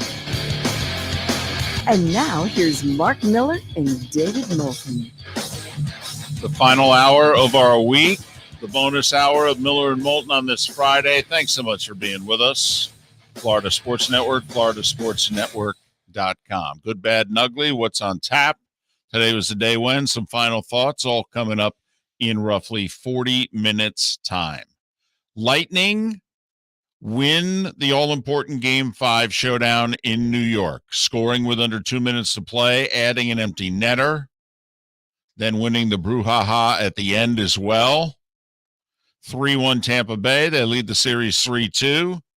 Have a chance to wrap things up at home tomorrow, where they'll be heavy favorites, having won 3 straight against the Rangers. The Rangers having won only 2 road games throughout this playoff run, as Tampa tries to make it to their 3rd consecutive Stanley Cup final, something that has not been done by a franchise in 40 years.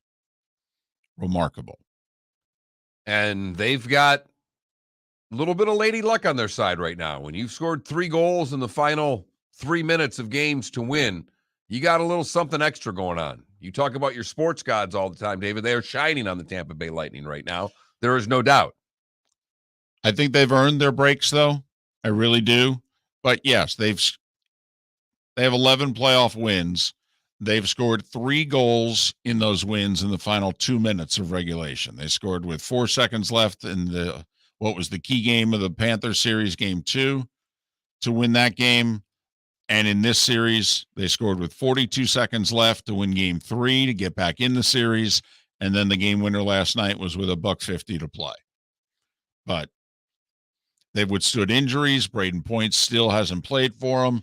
They had to play a good chunk of the third period last night without Ryan McDonough. They were down to 4 defensemen because they only dressed 5 to begin with, or only played 5. They dressed 7, but they really only played 5. So, I mean, they were getting pretty shorthanded on the back end in the third period last night. But hats off to them. A remarkable job, and it should be an epic final if Tampa Bay can finish this out.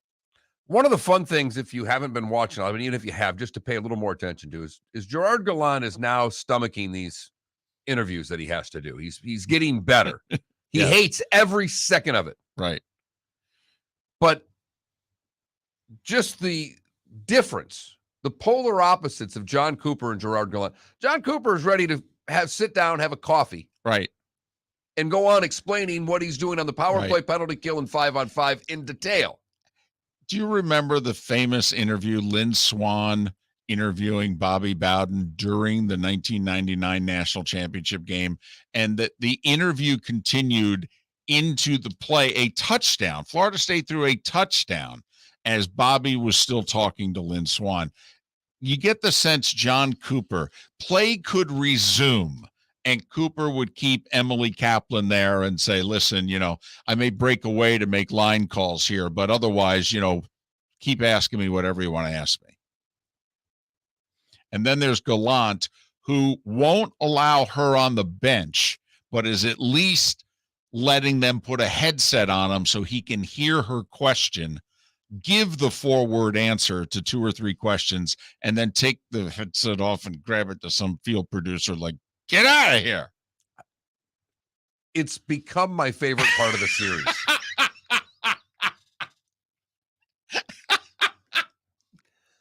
Is this the Popovich sideline interviews? Remember when the Spurs were good and it was a thing, and it was, could you get one decent answer out of Popovich during the 1-minute shot you had out of him? Because he wanted nothing to do with it. Right.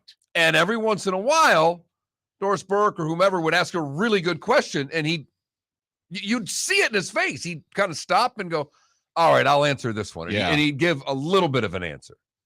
Depending on his mood, sometimes people would just not even try to get an answer, but try to get him to chuckle. They would just say some funny things. The only guy he was nice to was Craig Sager's kid after Craig had passed away. And they let his son do a couple of the sideline things, and Pop, obviously, out of respect and what have you. And so he was great with him. Right. Damn near put his arm around him and answering his questions. So that's not your favorite part of the series. It's just every time they come out of break and I see Gerard Gallant with a headset on, I get excited. As somebody, let's see, what'd you do? About 15 years of hockey? Yes.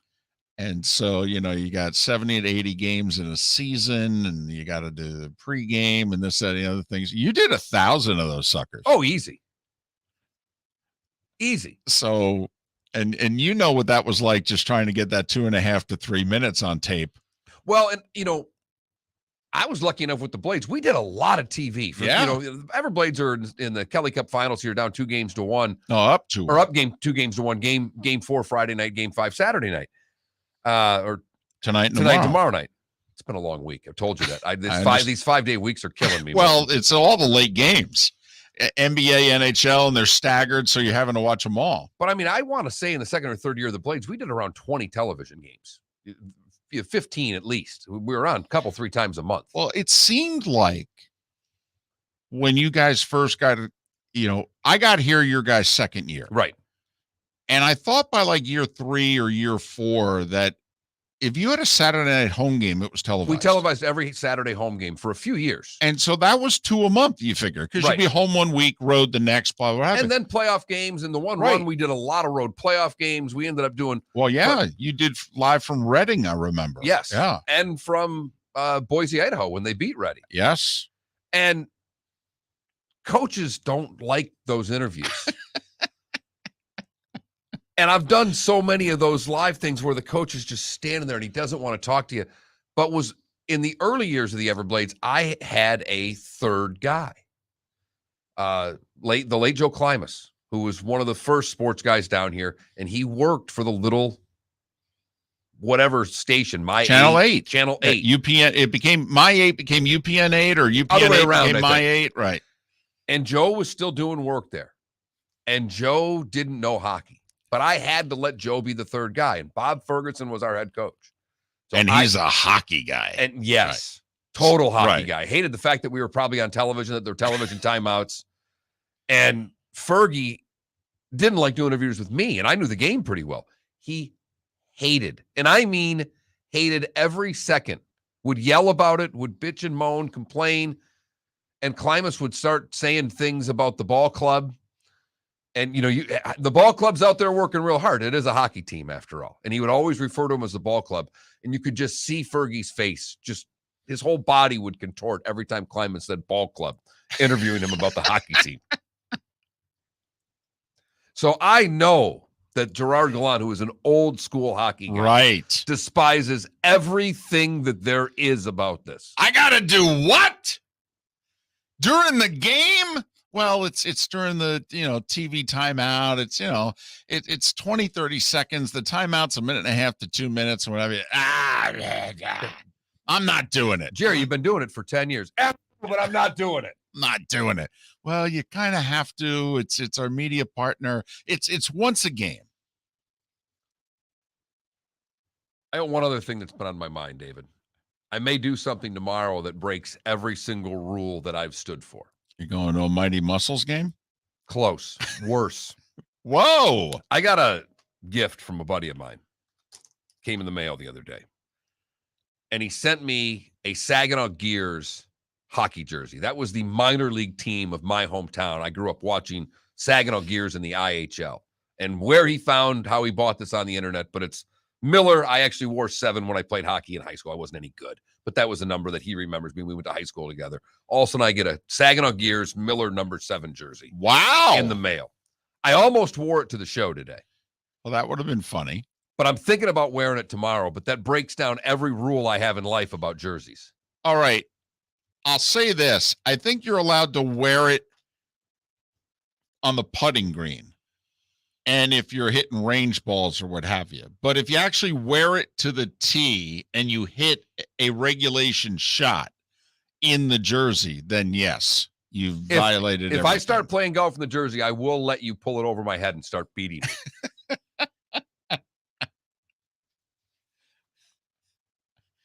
Remember when we got the wasn't it from the Camels. Middle East, the Middle Eastern, The Dubai Camels. yes, the Dubai hockey jerseys that we got mailed to us. Yes. And this is, Oh, this is Act 1. We were here. well, yeah, it was 10 years ago. I could remember. And Felipe, you'll love how we can remember. It was the 2012 spring that we got the jerseys because we wore them to a remote in which we were previewing game 6 or game 7 of the Heat Celtics conference final. And so there we were in our hockey jerseys breaking down Heat Celtics conference finals. But yes, the Dubai Camels. I was thinking about wearing, if you go Flint there, I may go Dubai. Well, yeah, if I pull the Gears jersey out, the only problem was it's a large and it's a little snug. Oh, well, then you can't wear it. Oh, no, I can still pull it off. No, you can't. You can't be in something that's a little snug. No, it's a little snug for a jersey. It's Hockey not- jerseys you know are what I mean? snug, Like, though. You'll still be able to swing? oh, yeah. Okay. I feel like hockey jerseys are. All right. I might bring a hockey stick, too, and take a few slap shots. I feel like hockey jerseys are also just naturally snug. No, they're actually huge because you got so much equipment on underneath them. What do you mean by snug? It's tight. The definition of pretty much what the definition of snug is: tight. Okay, yeah, then I'm wrong. That's Felipe Alvarez jumping in once again. Contributing nothing. They're hot. That's my biggest worry is that I run hot as it is. I'd be running very hot with this thing on, but I may hit a few putts. Okay. I'll be there with my putter tomorrow. I'm figuring out whether I'm going to go ping or zebra. I may bring both, depending how I'll start with the zebra, see how I get it going, see if I can get the flat stick rolling. I usually make 3. Every time we have one of these things, I make 3 putts. And they're usually, putts of length, 20 feet or more. Not a bad putter.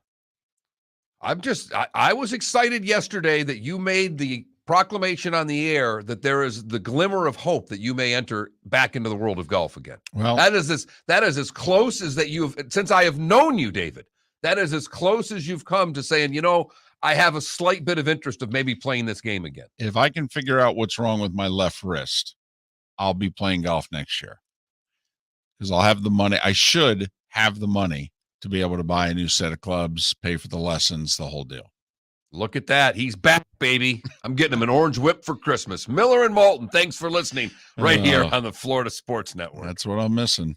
Golfers, are you bored of the same old driving range warm-up routine that's not getting you the results that you want on the course? Power up your golf swing by adding resistance bands to your range sessions with the Orange Whip Golf's Power Strap Kit. Featuring band attachments to your feet and hips, Power Strap resistance training will boost club head speed, increase power, improve flexibility, all with just a few swings. Buy a Power Strap Kit today.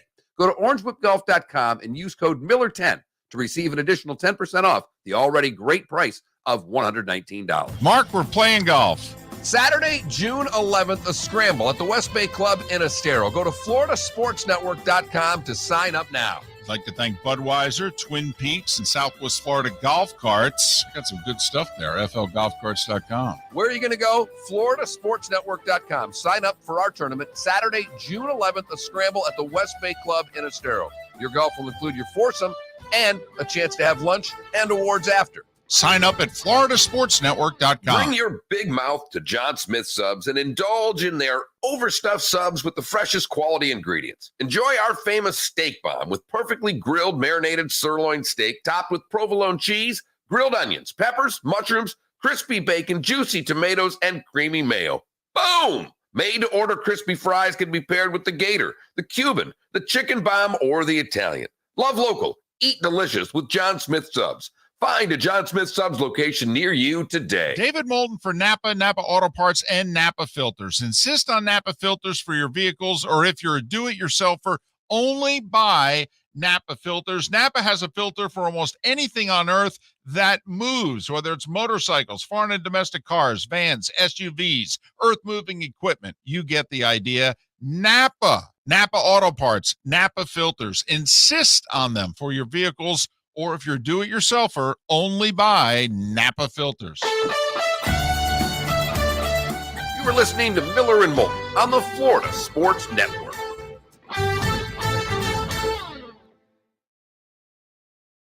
The way you do things, and we're not always available. I go, today's my anniversary, and I came to this.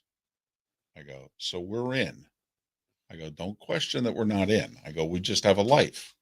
We just can't always jump when you say jump. I go, but Mark, you do know what that little waste of my time did. It prevented me from buying Outback takeout, because that's what our anniversary dinner would have been.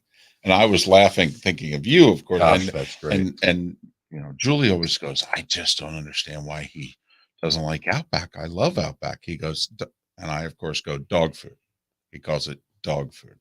And she laughed because a couple years ago, we did Outback takeout, and she starts feeding Rufus some of the Outback. And I'm staring at her, and she goes, what? And I go, well, Mark always said this was dog food. That is funnier.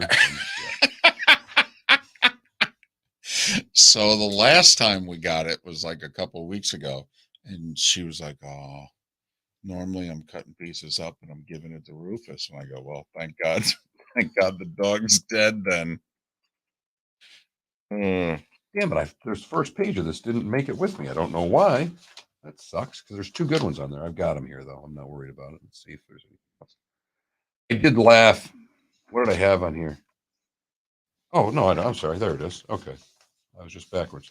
So, David, today the second Belmont was run in 3:02. The second Belmont of all time. And Secretary, it was fifth about Belmont 40 seconds the faster. Fifth Belmont was 2:56. By the 10th, they were down to 2:40. I mean, they shaved 22 seconds Okay. in 8 years.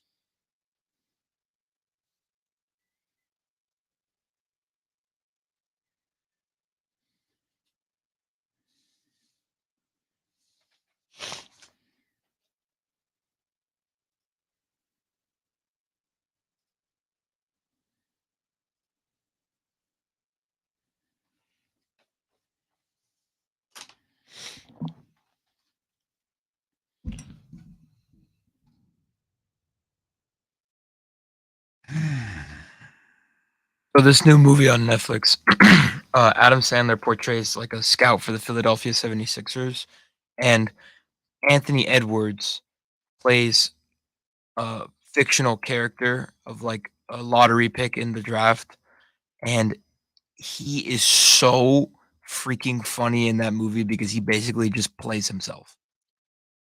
Okay. An overconfident, cocky, shit-talking stud. And the shit talk is hilarious.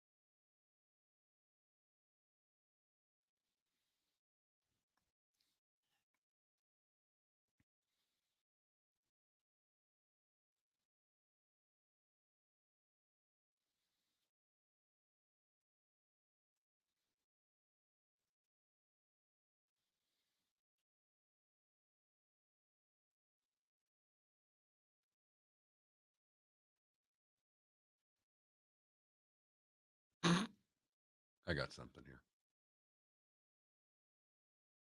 All right. Did you see what Kingsbury did yesterday? I just saw a headline, something about he tried to do something at McVay's wedding. He was he had his presser, and he said that he tried really hard to get Aaron Donald to retire and Cooper Kupp to hold out. And people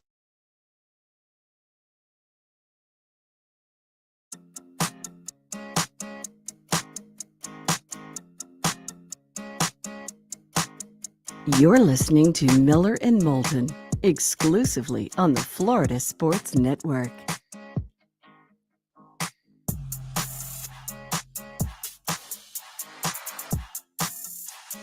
"21 minutes past the hour. Miller and Moulton, the Florida Sports Network, floridasportsnetwork.com. 2 poll questions for you to chime in on over the course of the weekend. One is simple: ranch or blue cheese? And the other was, if you were a golfer, which tour would you go with right now? PGA Tour or LIV Series? I like that question. I put that up for a couple of days. I'll retweet it a couple of times as well.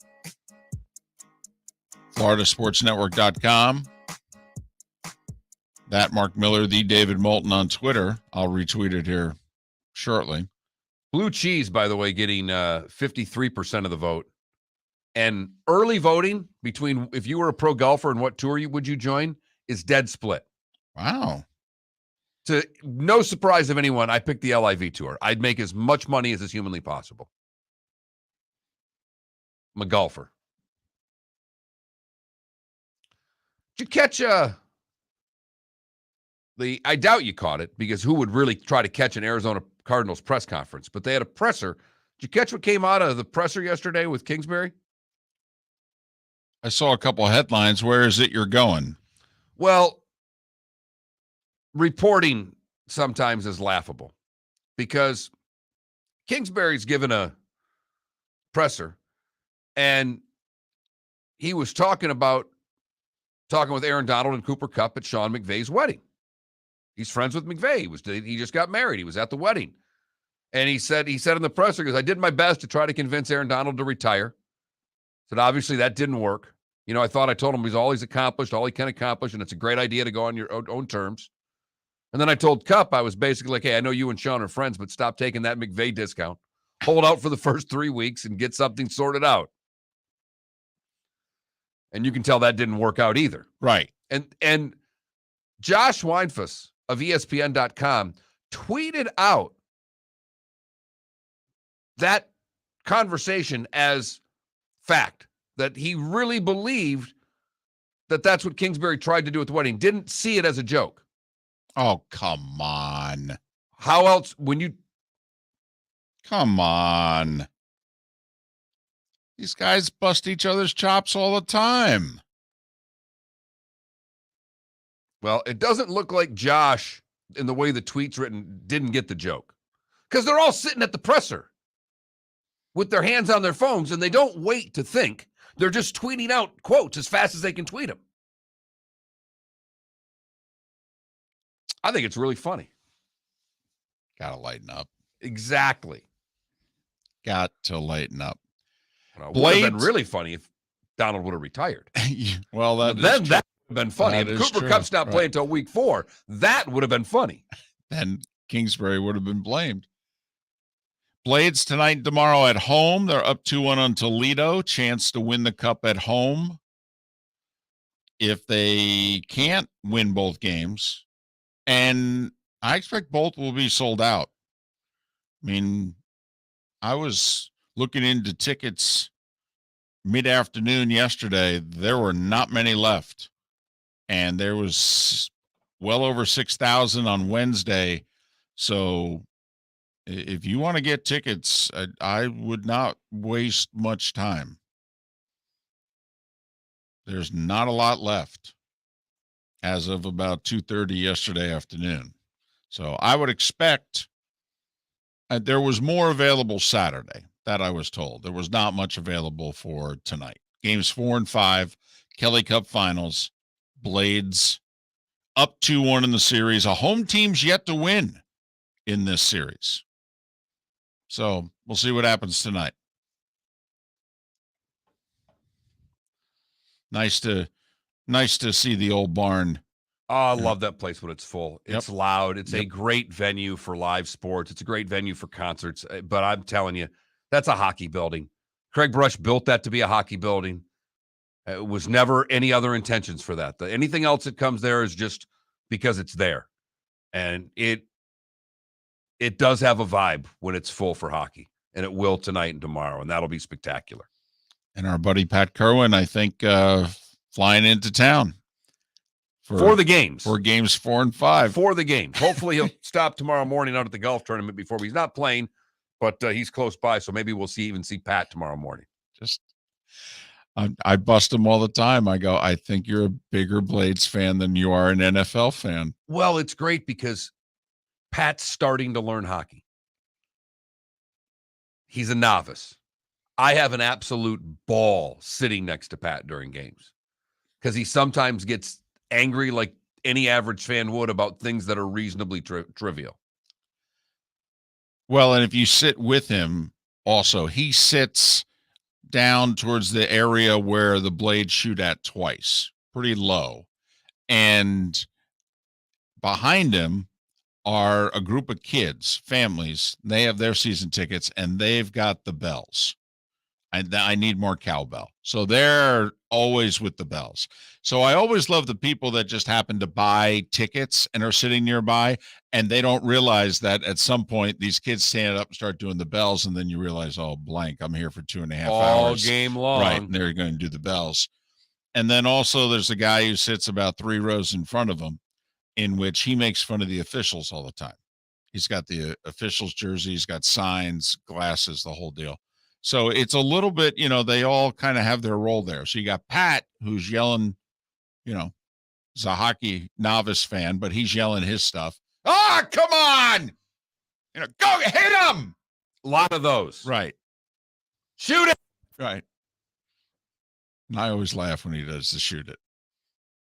Because I think back to, early days of hockey broadcasting in which the analyst, that's about all the analyst ever said in a hockey broadcast. Shoot the puck!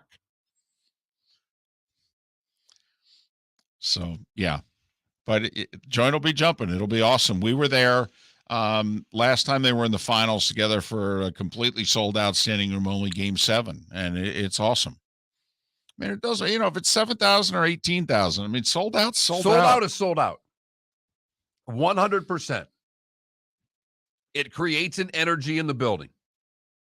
And that will be there tonight. And that building with energy is great. I don't miss, the Blades. I worked there for a long time. For those who don't know, I helped start that franchise. And I don't miss it. I do on nights like tonight. When it's sold out, when that atmosphere is back, that's just absolutely terrific. And apparently it was sold out in Toledo also. So, I mean, think about the thrill for these guys. Not only are they playing for a championship, but, they're minor leaguers. Very few have ever been or will ever get to what it is that we're watching on TV. And here they are. They're playing for a championship. And they're playing in sold-out buildings in June in Ohio and Florida. I mean, that's pretty damn. You'll be sitting in your recliner 30 years from now remembering this. As long as they win the last game, they'll be remembering it. Although if not, they'll spend 30 years trying to forget it, even at this level, David. Trust me. Yeah, we all know those who have come up short. Hey, even those that are really successful sometimes remember the losses far more than they remember the wins. No doubt about that. And think about all the winning that the Blades have done in what next year will be their 25th year. And yet they've won the last game one time. And, they've been in the playoffs every year but one. This is their 5th trip to the finals. Big one tonight for them. Sure. Now, obviously, they got home ice. They've got the advantage, but they don't want to see this sucker getting tied up at 2 and then know they have to go back to Toledo. Nobody wants to go back to Toledo. Not even people from Toledo. Oh, come on now. Hell, we were just on in Toledo, weren't we? We were. For a week. It's too bad we're not still on in Toledo. We could be making those crazy, zany bets. I'm going to shave my head and they're going to shave their back, something like that. Maybe that's what we'll lobby for. If by chance this goes 6 or more, we'll lobby to be back on the Toledo station and cable channel early next week. At least for the bonus hour. We could do the segment with the Toledo host. What would the bet be? Stone Crabs versus Tony Pacos. All right. Wow. We probably should have made this bet then. Miller and Moulton. Good, bad, and ugly next.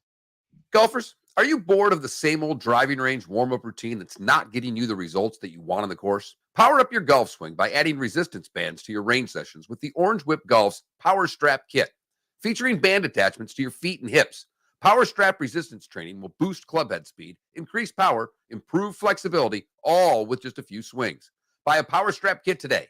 Go to orangewhipgolf.com and use code Miller10 to receive an additional 10% off the already great price of $119. David Moulton for Napa Auto Parts, and Napa Filters. Insist on Napa Filters for your vehicles, or if you're a do-it-yourselfer, only buy Napa Filters. Napa has a filter for almost anything on earth that moves, whether it's motorcycles, foreign and domestic cars, vans, SUVs, earth-moving equipment. You get the idea. Napa Auto Parts, Napa Filters. Insist on them for your vehicles, or if you're do-it-yourselfer, only buy Napa Filters. Mark, we're playing golf.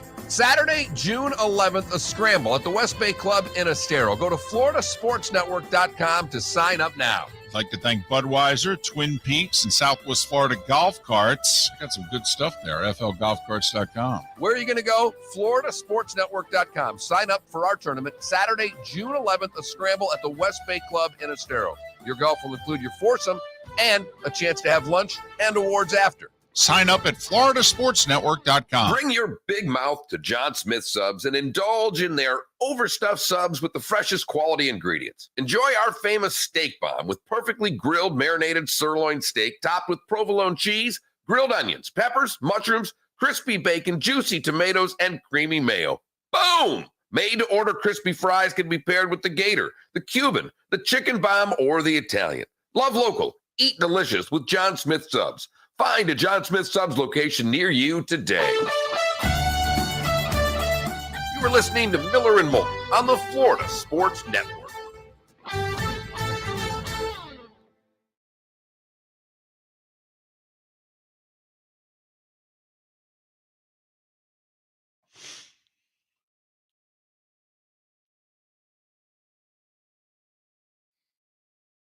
The only bad thing for Pat is, they like to spread out because usually, not every the seats around them are not always taken.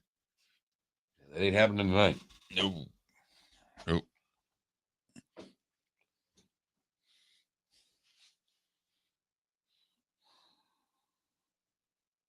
I'm gassed.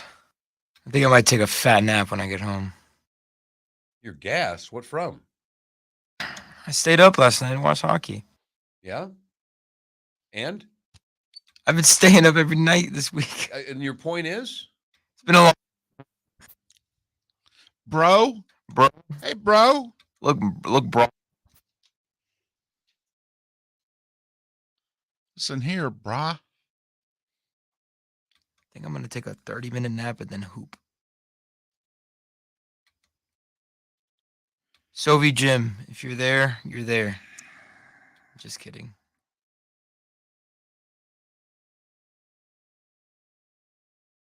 It's not like anyone on this live stream can guard me or anything, so.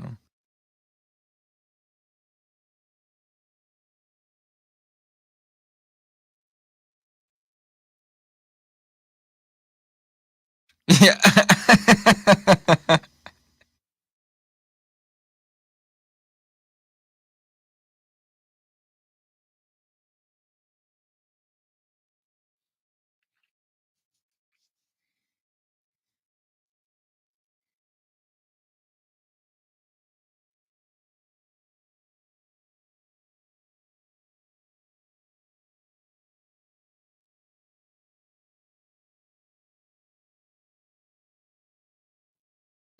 Maybe the only reason why I might say you could guard me is because your name is Mello. Then again, Mello didn't play defense. No, he did not. No.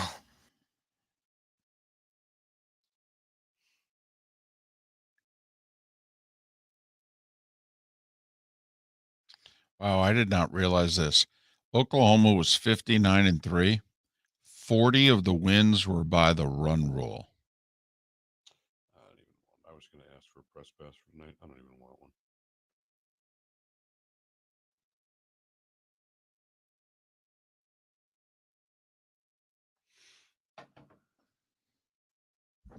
Did you hear that? Hmm? That Oklahoma softball team? Yeah. Not only were they 59-3, 40 of the wins were by the run rule. That's unbelievable. I've never, ever. That's got to be like one of the best softball teams of all time. Yeah, absolutely. And they went back to back. I think the one girl on the team's like the all-time home run hitter in the sport. She had 122 in her career. It's like they're the Lightning of NCAA football, softball.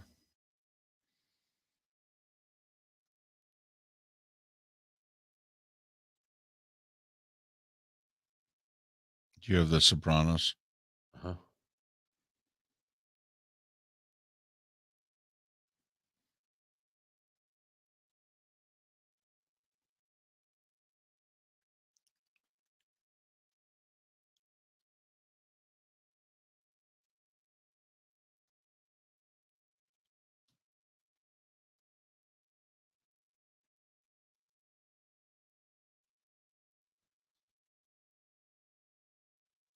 Dre, you're 6'7"?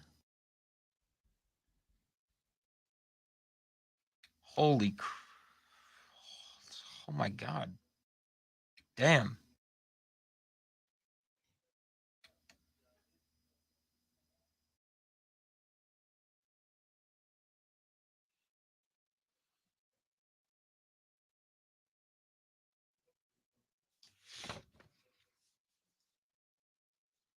Hey, did you ever write that thing for Vicky? Yeah, she sent it out. She did? Vicky. No, I'll send it Okay. today. No, thank you. I forgot all about it.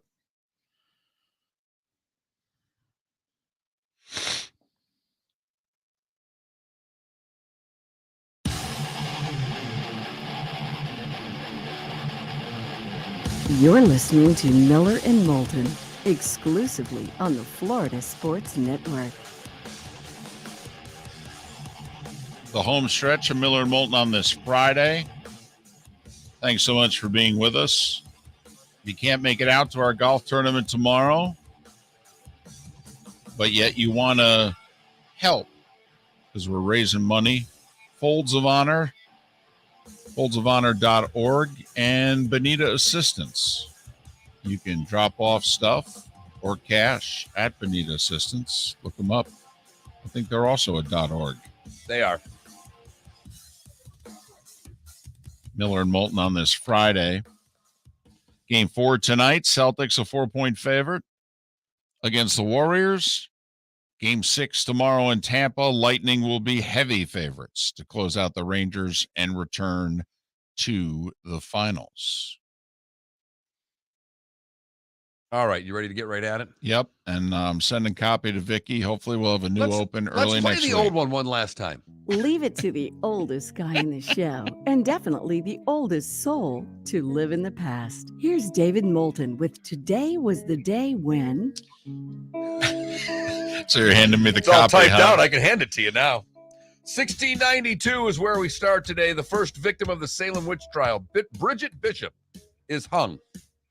330 years ago, huh? You're going way back. Way back. 1752 for the next one, David. Today was the day Benjamin Franklin tested the lightning conductor with his kite flying experiment. Big event today across the pond in 1829, the first Oxford and Cambridge boat race. One of my favorites here, and I've done this one before. I love this story, David. It was today in 1845 at Andrew Jackson's funeral. His African gray parrot Pole is removed from the funeral for swearing at the Hermitage, Tennessee. Funeral attendee William Norman recorded, before the sermon, while the crowd was gathering, a wicked parrot that was a household pet got excited and commenced to swearing so loud and long as to disturb the people that he had to be carried from the house. My kind of parrot right there. 1932, Gene Sorensen wins wire-to-wire at the British. A year later, Johnny Goodman wins the U.S. Open today in 1933. I love that these tournaments were just all over the map from year to year. Well, in doing this in the last 6 weeks, we've also seen how all over the place horse racing has been. Yes. In fact, it was yesterday there was a derby that took place. Also today in 33, Don Dillinger robs his first bank, and Bonnie and Clyde flipped their car, in which Bonnie got injured for the rest of her life until she was shot. 66, the Beatles released Paperback Writer. 66, also the first time Janis Joplin recorded, or had her very first concert, I should say. 67, Bob Seagren sets the world record for the pole vault at 17.7. Bob Seagren, who was in our favorite sitcom Soap. He was Billy Crystal's boyfriend 45 years ago. Bingo. That's right. I said Billy Crystal's boyfriend. Today in 72, Sammy Davis Jr.'s cover of The Candyman goes #1 on the charts. Oh, my goodness. I need a moment. My mom needs a moment. I was the Candyman in third grade play. And, you know, you have to practice for your role. And I sang the Candyman nonstop for like 6 weeks. Remember, we're in a 1-bedroom apartment. And I'm how old? You know, I'm in third grade. I'm 8. Right. And I am belting out the Candyman Hey, Candyman. Oh, yeah, for 6 weeks. My mother's traumatized right now if she's listening. Also in 72, Hank Aaron hits a grand slam home run that would tie him with Gil Hodges for that and move him ahead of Willie Mays as the number 2 home run hitter with 649 at that time. I liked this one, David. The Yanks in 75 are playing in Shea Stadium while they're redoing Yankee Stadium. They had Army Day at their temporary home. During a 21-gun salute, part of the fence is blown away and another part of the fence is set afire. The second half of the 74 season and the 75 season, the Yankees played at Shea. 77, Apple Computer ships out its first Apple II computer, which was the big first Apple that hit households. And also in 77, Al Geiberger becomes the first person to score a sub-60 round, a 59 at Danny Thomas Memphis Classic. There you go. 78, Steve Cawthon aboard Affirmed wraps up the Triple Crown at the Belmont. 79, Chrissy wins her third French. Today in 81, Pete Rose tied Stan Musial's record, National League record of 3,630 hits. Big day for us today in 85, David. You know it and I know it. The whole world knows it. Coca-Cola announced they're bringing back their 99-year-old formula. Yeah. Damn right. New Coke went over so well. 89, Pat Day aboard Easy Goer wins the Belmont. I will say you went too quickly through Affirm there because that was an epic trilogy. And the one usually we think trilogies, we think boxing and each fighter wins one of the 3 fights. But that Affirmed Alidar Triple Crown year that year. I mean, Affirmed won the Triple Crown, and if you added it up, I think Affirmed won the Triple Crown by like 2 total lengths. Little stat for me as a Piston fan, because I remember this. It was today in 1990 that the Pistons beat the Trailblazers on the road for the first time since 1974. They'd go on to win the series, but that was... In fact, they won all 3 games in Portland. They had a little bit of a road bugaboo in Portland up until then. Today in 91, South Florida and Denver, both picked for National League franchises. And it was today in 96, David, that Uwe Krupp in triple overtime give the Lanch a 1-0 win over the Panthers and a 4-game sweep. 97, Kevin Brown for the Marlins no-hits the Giants. In 2000, the Devils defeat the Stars in double OT to win the series in 6. And today in 2007, we faded to black on HBO, and it was the end of The Sopranos. Wow, 15 years ago. And I thought it was a great ending. I loved it. My wife hated it. Rafi won a couple of French, one in 07, one in 2018. What else is new? Yeah, whatever. Another day in June. Those that are no longer with us that are born today, Howlin' Wolf, the blues singer, born today in 1910. Prince Philip would have been 101 today, David. Judy Garland would have been 100. F. Lee Bailey and football coach from the Pats and a few others, Chuck Fairbanks, born today as well. As far as those are still alive, not many. This one was just for me. Jay Vincent, former Spartan, born today. He is 63 years old. And Elizabeth Hurley is 57. The answer to that is yes. And that, David, is today was the day when, on this June 10th. That's who Hugh Grant was dating when he misbehaved and then went on Leno's show a little while later. Right. Jay looked right at him and said, "What the hell were you thinking?" And Leno's, that was the first time he caught Letterman in the ratings and never looked back. Right. It changed Jay Leno's career. Changed late night television. Didn't do much for Hugh Grant's career, but it changed Jay Leno's career. No doubt there. That leads us seamlessly to... You've heard folks elsewhere mock Florida is gonna Florida. Well, Mark Miller sees it differently. He calls it the good, the bad, and the ugly. What you got, Mark? You know, David, I started playing Monopoly with my daughter in the last couple of days, which, for the record, I'm teaching her a lot of things on how to give change just with the rents and handing her $27 when it's 22 and, you know, things of that nature to get a 5 back, which has been exhilarating and a lot of fun. But Bank error in your favor is one of those community chest cards, and you get a little bit of money. For the good today, we go to Rancho Cordova, where gas station error in your favor worked out really well for people because somehow the pumps yesterday were selling for just 69 cents a gallon. Wow. Gentleman said, I thought it looked like it said 69 cents. So I hit it, started pumping, and the dollar line just stayed low. Obviously, it was supposed to be $6.99 a gallon, but somehow somebody slipped up in 69 cents. He said he filled up his tank for $14. Yeah, someone's going to get in trouble and someone's going to get a lot of grief over this. But with gas prices what they are, I think everybody would like to run into that gas station today. For the bad, we go to Pennsylvania, where 2 people had to be rescued after falling into a tank at the M&M's Mars factory in Pennsylvania. Both were transported to the hospital after falling into a tank of chocolate. Where was this? In Hershey? Yes. Actually, Elizabethtown. Not that far away. Yeah, it's a half hour west. but at the M&M Mars factory, actually, not at the Hershey factory. Gotcha. They're going to be fine. They have no idea how they fell in. And one of my favorite uglies that I've ever had. Nothing, no, you don't have to worry about it. There's nothing bad, nothing of like that. We go to Pennsylvania, where an Allegheny County man is facing felony charges for passing fake $100 bills before he boarded a plane at the Arnold Palmer Regional Airport over the weekend. His excuse? He said he was wearing pants that were not his, and he found the $100 bill in his pocket, so he just decided to use it.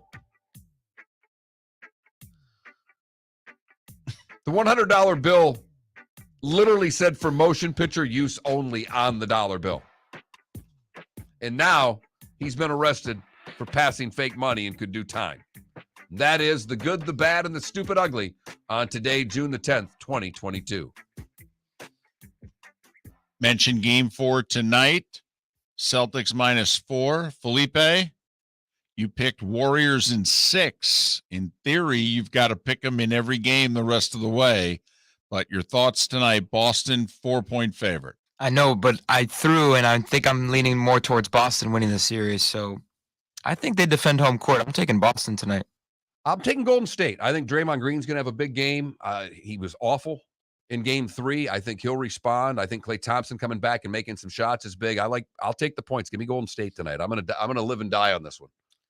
Celtics have been unable to at home really double up, exception of the first round against Brooklyn, where they escaped at the buzzer in game 1 and played a terrific game 2. But so can they put 2 really good home games together back to back in a series? They haven't done it since the first round. So they didn't do it against Milwaukee, and they didn't do it against Miami. I'm waffling, though. I'm caving. I know I picked Warriors in 7. I thought it'd be 1-1, 2-2, and they'd home court it the rest of the way. I am wilting on the Warriors. Tatum or Brown will have 2 first-quarter fouls in this game. Something will happen, screwy. I think I'd lay the points. Major League Baseball, both the Rays and Marlins on the road. Miami's in Houston. The Rays, they're Apple TV tonight, baby. Minnesota, right? Yep. Pretty good series right there. For It both is. teams. Couple of playoff teams. I mean, the Rays are, doing pretty well. The problem is for them, the Yankees are amazing. They're 11 games over 500, and they're 7 back. But the Twins, they play the Yanks. They've only won 4 of their last 10. This is the spot here where Twins don't want to lose 2 or 3 this weekend. Cubs in New York to face the Yankees, oh, by the way. What's remarkable to me is that I don't think any of the 3 games are, well, no, Cubs-Yankees Saturday night on Fox. So, you would have thought Cubs-Yankees would be Apple TV, right? It's not. You would think Cubs-Yankees would be Sunday Night Baseball, right? It's not. It's a 1:30 game in the Bronx. Good for... Thank goodness. Yeah. because the Cubs are a tough watch right now. Mets Angels are your Sunday night baseball, by the way.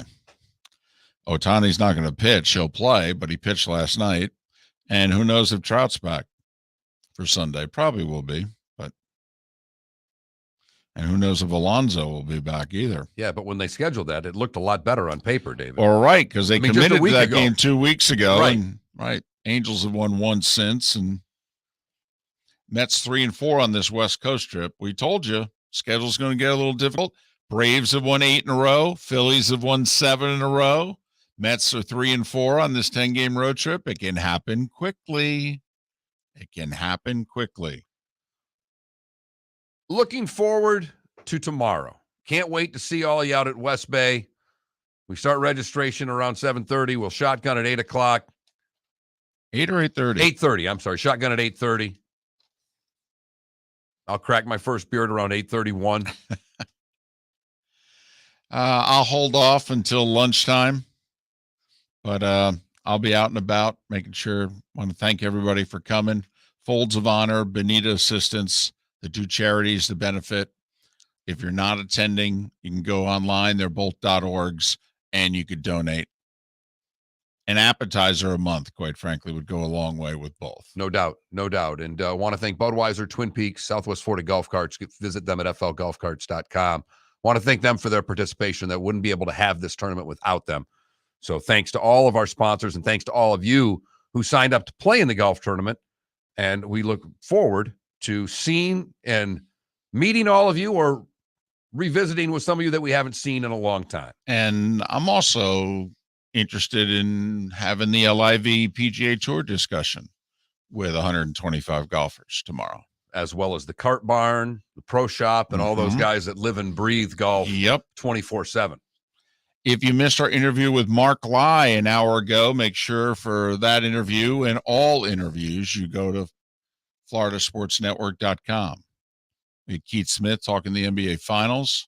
We had Matt Cannata, Pro Football Network, talking Brady and everything he had to say. So a lot to download from this show. Have a great weekend. Good luck to the Blades tonight and tomorrow against Toledo. And thanks so much for listening to Miller and Moulton. Golfers, are you bored of the same old